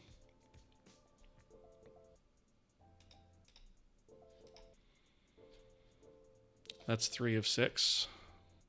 So it's basically, it's this series of articles here. The Doom 3 source code review, renderer, part 3 of 6. And he kind of talks about how it works. And then also, yeah, here we go. So like the Doom 3 renderer, front end, back end, and then some of the other things that it has to take into account, right? So there's definitely some really good information in here in this article. So I'll drop this in chat. This was a really interesting read, for sure. Drop this on both sides. This was a really good article and kind of opened my eyes a little bit in terms of how things could be structured a little bit differently. And we're not doing everything that's possible in here. We're not doing all of it yet. And there's some of it that I won't do because some of it's kind of dated, right? This was written in 2012. But there are some definite pieces in here that are useful for sure. So I would start probably there. And then that's like part of a series of articles on engine design. So you might want to look into that too. Am I using C at work too? No, I'm not. I wish. Basically, I want to learn how to abstract a render layer such that the engine doesn't care if it's Vulkan or DirectX 12 backend. Yeah, so the front end back end architecture will definitely do that for you. The architecture that we have in this engine does that as well, right? So in this engine, the renderer backend is a plugin. So we have a Vulkan plugin. We'll eventually have a Direct 3D plugin, a Metal plugin, and so forth. And all that does is essentially implements a interface, and I say that in air quotes because C doesn't have interfaces, right? We basically just fill out a bunch of function pointers, and then we just have a front end that renders the sort of agnostic stuff, and then the back end is what actually makes all of the API calls, right, to Vulkan. So that's kind of the way that we handle that here, more or less. All right. Function pointers are the real interfaces. It's true.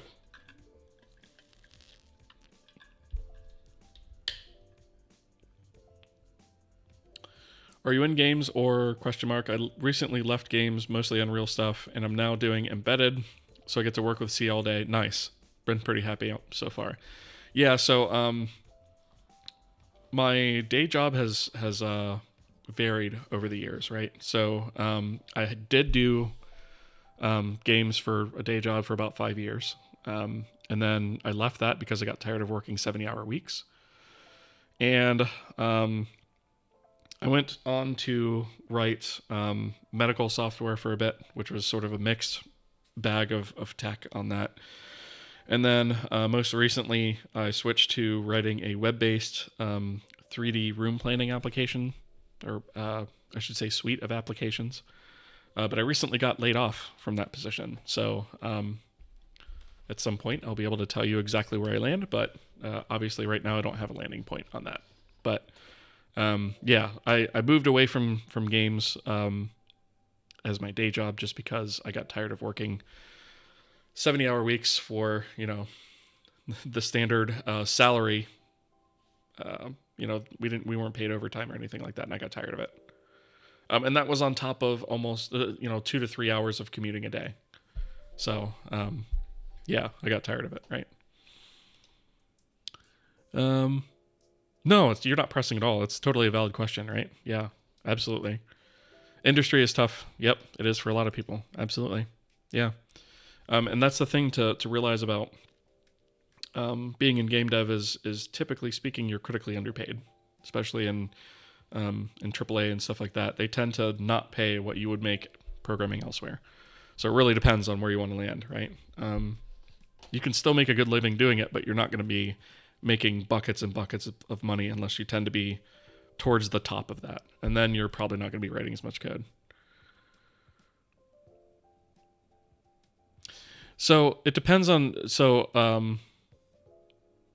RDNOS, yeah, you're saying it's not underpaid, just pick something that pays more. But that's not an option for everybody, right? It depends on where you are. Like, if you work for somewhere like Blizzard, you're not going to get paid for, what you might if you take a web dev job somewhere, right? It depends on where you land. And it's not necessarily always easy for somebody to pick something else that pays well, right? So yes, there's certainly parts of the industry that pay just fine. But generally speaking, you'll get paid better outside of games. That's been my experience, at least. Abel, thank you for the follow. Appreciate that. All right. Because there are more people interested to do game devs, yeah, that's a part of it, right? Because a lot of these companies know that people want to do the work, and they know that people want to make games, right? And they're passionate about it, and they're willing to say, well, if you're not willing to do it for this amount, we'll find somebody that is. And there's a lot of people out there that want to make games, and they know that, right? So they're never going to pay what you would outside the game industry, right? It's just a fact. All right. Where were we? I got kind of distracted and I forgot where I was. All right, so let's look at... Right, we didn't have a thread wait. That's where we were. Ah, we have to wait on ads, though.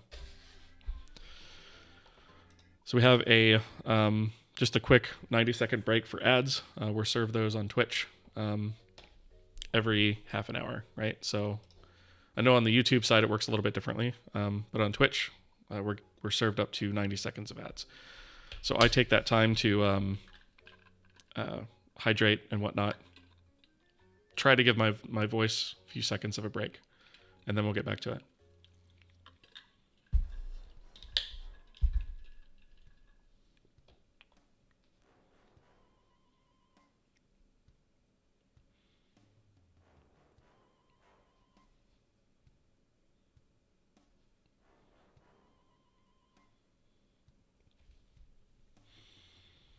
So we've got about a little over 30 seconds remaining on ads, and we will jump back into it.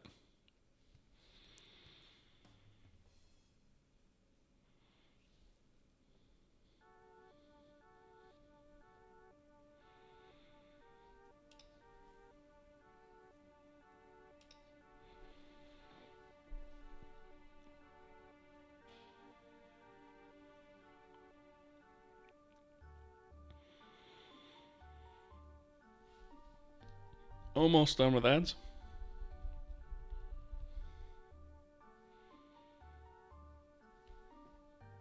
Cool. Ads are dead. All right.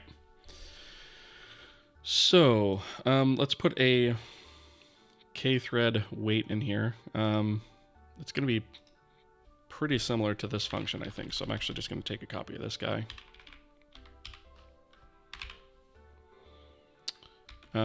Let's see. So if we have the thread and the thread is internal data, wait for single objects. So I'm actually going to look up that.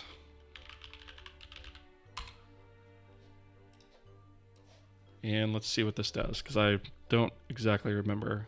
So it looks like we take in a handle, and then we take a milliseconds. I'm guessing that's a timeout.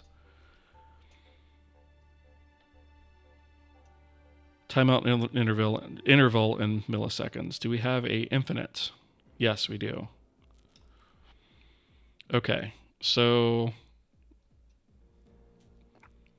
I think I'll probably do a wait and a wait timeout, right? And our wait is just going to be infinite.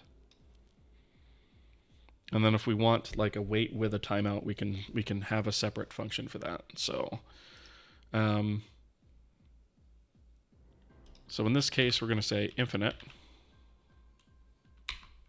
right?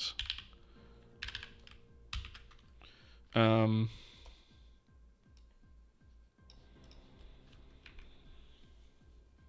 then if exit code is wait timeouts, we don't want to return true on that. What are the exit codes? Let's see.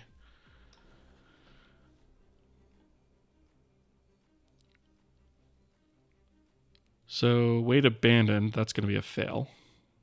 Wait object 0 specifies the object is signaled.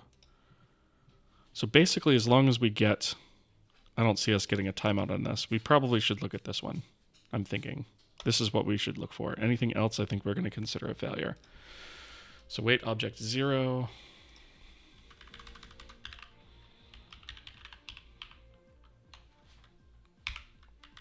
Right. And that should give us what we need. So we're going to say kthread wait. And it essentially should block. Oh, wait a minute. Did I just do the wrong one? Yeah, I did. Let me try that again.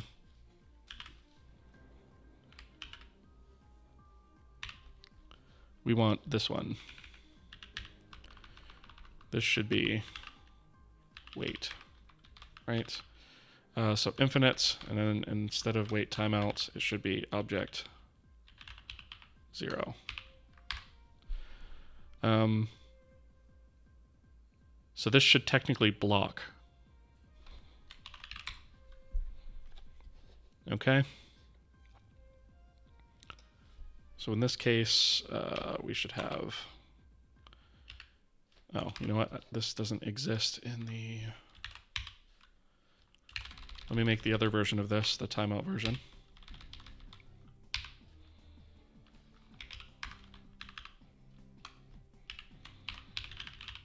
Right, and in this case, it wants an unsigned long. Okay, so I'll do a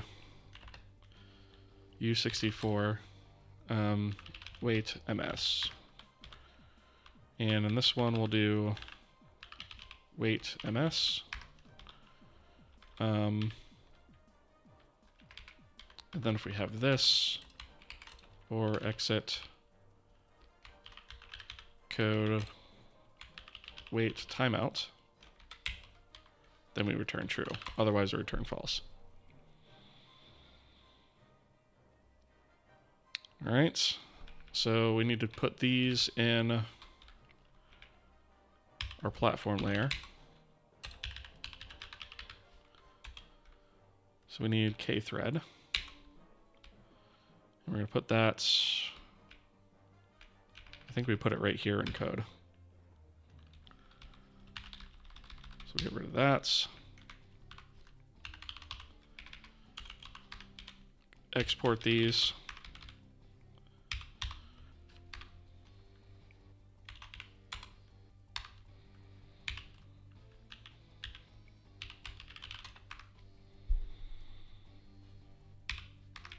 All right, and then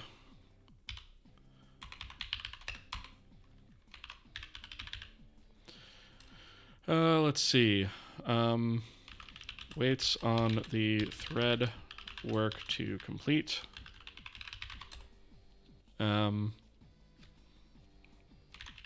Blocks until work is complete.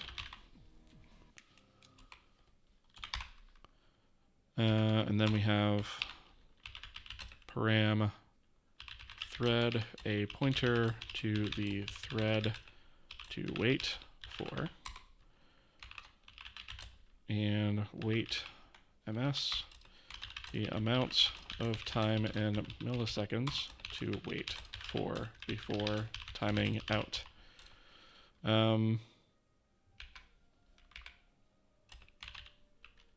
This includes a timeout, which should we consider the timeout a success or failure, actually?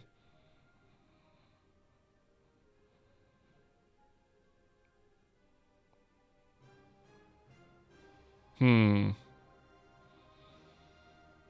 actually thinking it should probably be a failure.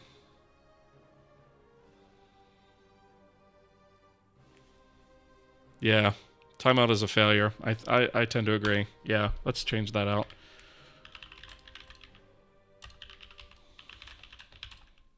Exceeds if the work exceeds it. So we'll say true on success, otherwise false. Right, so right now our code actually says the opposite, but we'll fix that here in a second. Blocks until work is complete. This one does not include a timer though, or timeout rather. All right, so we don't need that. Okay, so we have the wait with timeouts.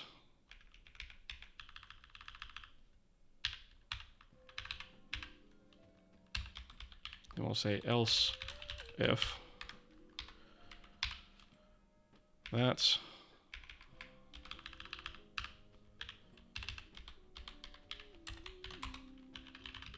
return false. I only separated this out because we might, if we ever want to report that for any reason, we could do that, right? Okay. The Nico Fu, thank you for the follow. I appreciate that. Abil, thank you for the follow as well. Appreciate that. Let's see. We have a timeout at home. Timeout for home is 1 and a lot of zeros. I can't even fathom what that number is. What is that, a billion? Ish? Yeah. Breaks at compile time. Yeah. Yeah, I think definitely timeout should be a failure, for sure. Sagliato, thank you for the follow. Appreciate that. Okay. So we have that. So now in this case, we should be able to come here and do kthread wait thread.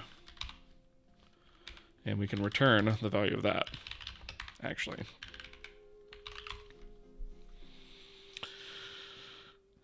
So that should wait until all of the work is complete. I almost feel like the worker thread should have like a start instead of doing like waiting until the wait call to actually kick off the work. I suppose we could change that later if we want to, but we also do need to make this thread safe. So if we add work while the work is being done, we need to handle that as well. So worker thread. We're going to need a, I don't think we're going to need this, but we are going to need a kmutex for the queue, right? So we'll call this kmutex. And that means we'll have to actually set that up as well. So we'll do, I think that's safe enough to do here. So kmutex create. This is going to take the address of outthread kmutex. And if, I believe this returns a Boolean. Yep. So if that fails,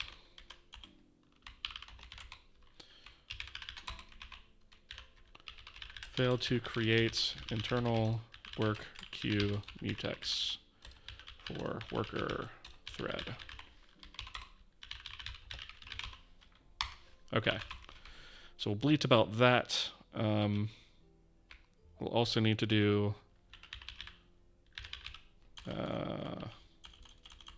kmutex destroy address of thread kmutex. So we want to make sure that we destroy that. And then whenever we do this add, we should do a kmutex lock address of thread kmutex, push into the queue, and then kmutex unlock thread kmutex. Right? Oh,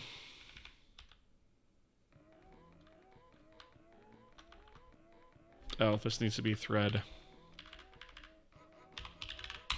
That needs to be the internal thread, and we need the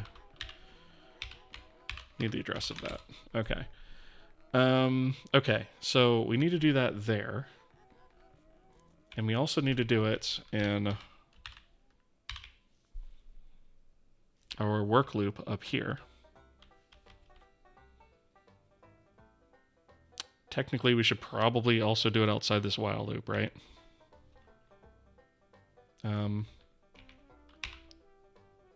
Actually, let me think about this for a second.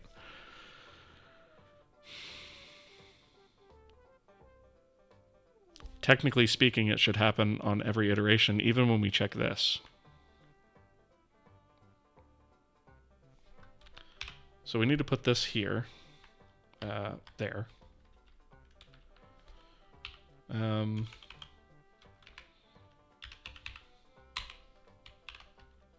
Thread, oops, with the address of thread kmutex, all right?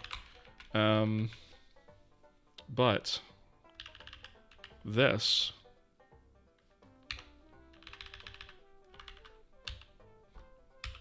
needs to be moved into here.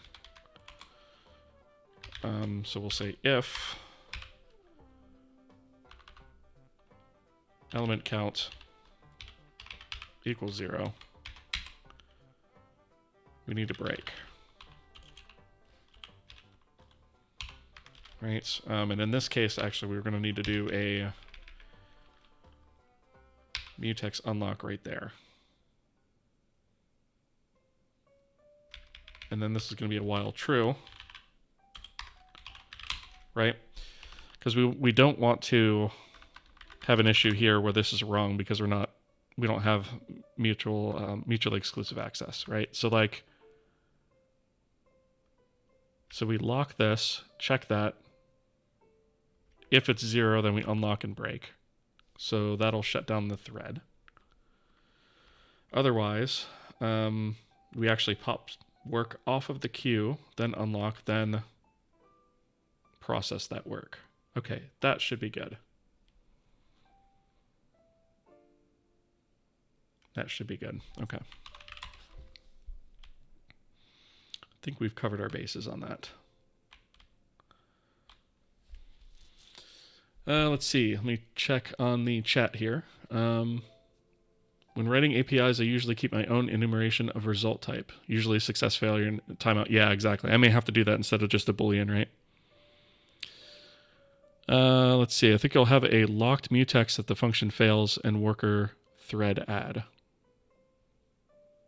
You don't unlock the mutex in line 23. Did I miss one?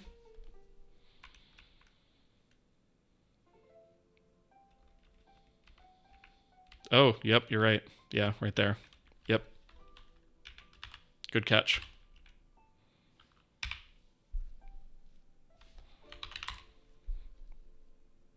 Let's see. I think I caught it up here, though. Same problem in worker thread loop. Did I miss another? Oh, yep. Yep. You're right. Thanks for pointing that out. I would have missed that for sure. Okay. Yeah, that's better. I was only looking at this one, but I didn't look at this guy here. Yeah. Good call. Thank you for that. First time chat, Lethal Brute. Hello, welcome. Recently installed LazyVim, and I have a small doubt. I could use HTML snippets and .html, but not TSX, JSX.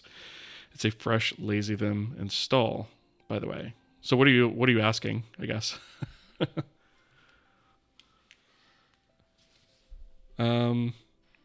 Surely we'll have a nice defer someday. That would be nice to have, to be able to do that instead of all this madness. But yeah, I don't see it happening anytime soon. Not for C anyway. And then even if it's added to the standard, I don't see it, actually being implemented in compilers for quite some time, especially on the Visual Studio side, because they don't seem to care about the C compiler very much.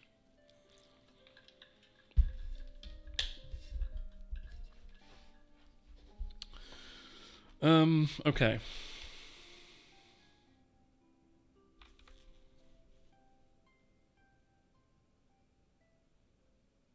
I think I've covered everything I need to cover.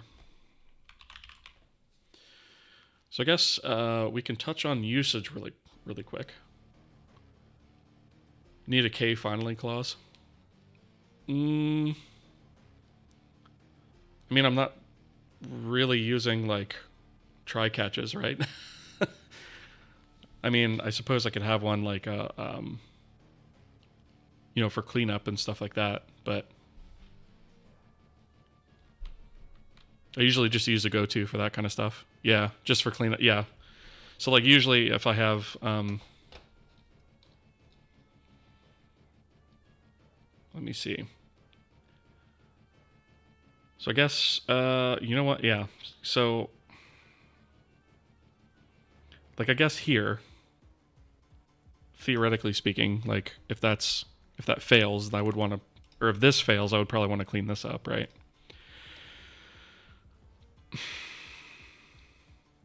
It's probably not the best example. I mean, it's not really a huge deal in here, I guess. Like in this case, I'd probably just handle it in line here instead of that. But if I had like a dynamically allocated block of memory up here or something, and I needed to clean that up, regardless of success or failure, I would probably just put a go to here with the cleanup and then just jump to it from here. You were mostly joking, yeah. Yeah, but I have done the go to thing a few times, for sure.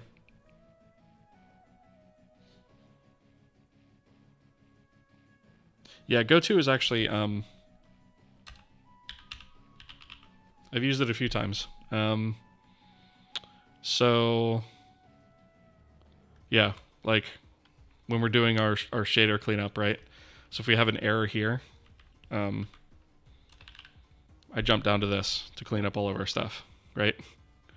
So that's a really quick way to actually handle error cases where you need to clean up regardless of whether you hit an error or not, so you don't have to do it here and then repeat the same logic down at the bottom.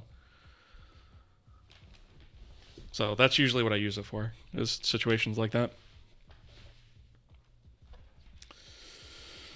All right.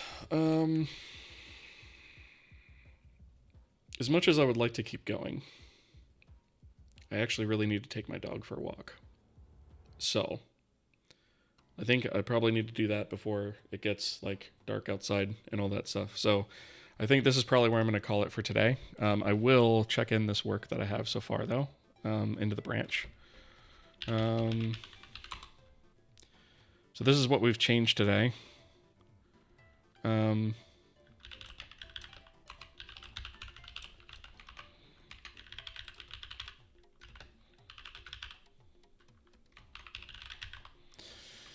And we will actually integrate this into a thread pool on the next stream, right? So let me go ahead and push this up to the branch. If I can type my dingus password correctly here. There we go. So at least you guys will have that. That's on the feature job dependencies branch, right? If you're interested in seeing where we're at so far. Right, let me see who is...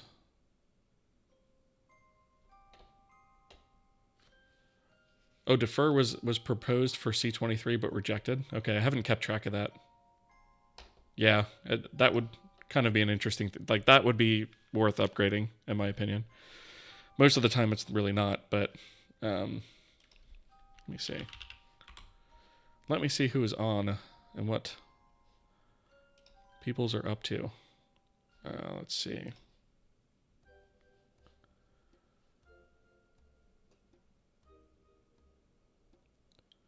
All right, I think I know who I'm going to raid because he's almost never on when I'm actually streaming. So we are going to raid Art Berklaus. He's a cool dude.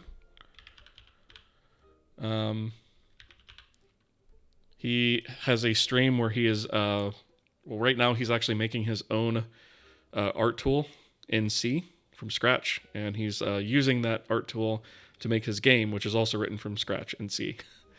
So he's, I think he's only got a few people online for right now, so we're gonna raid his channel.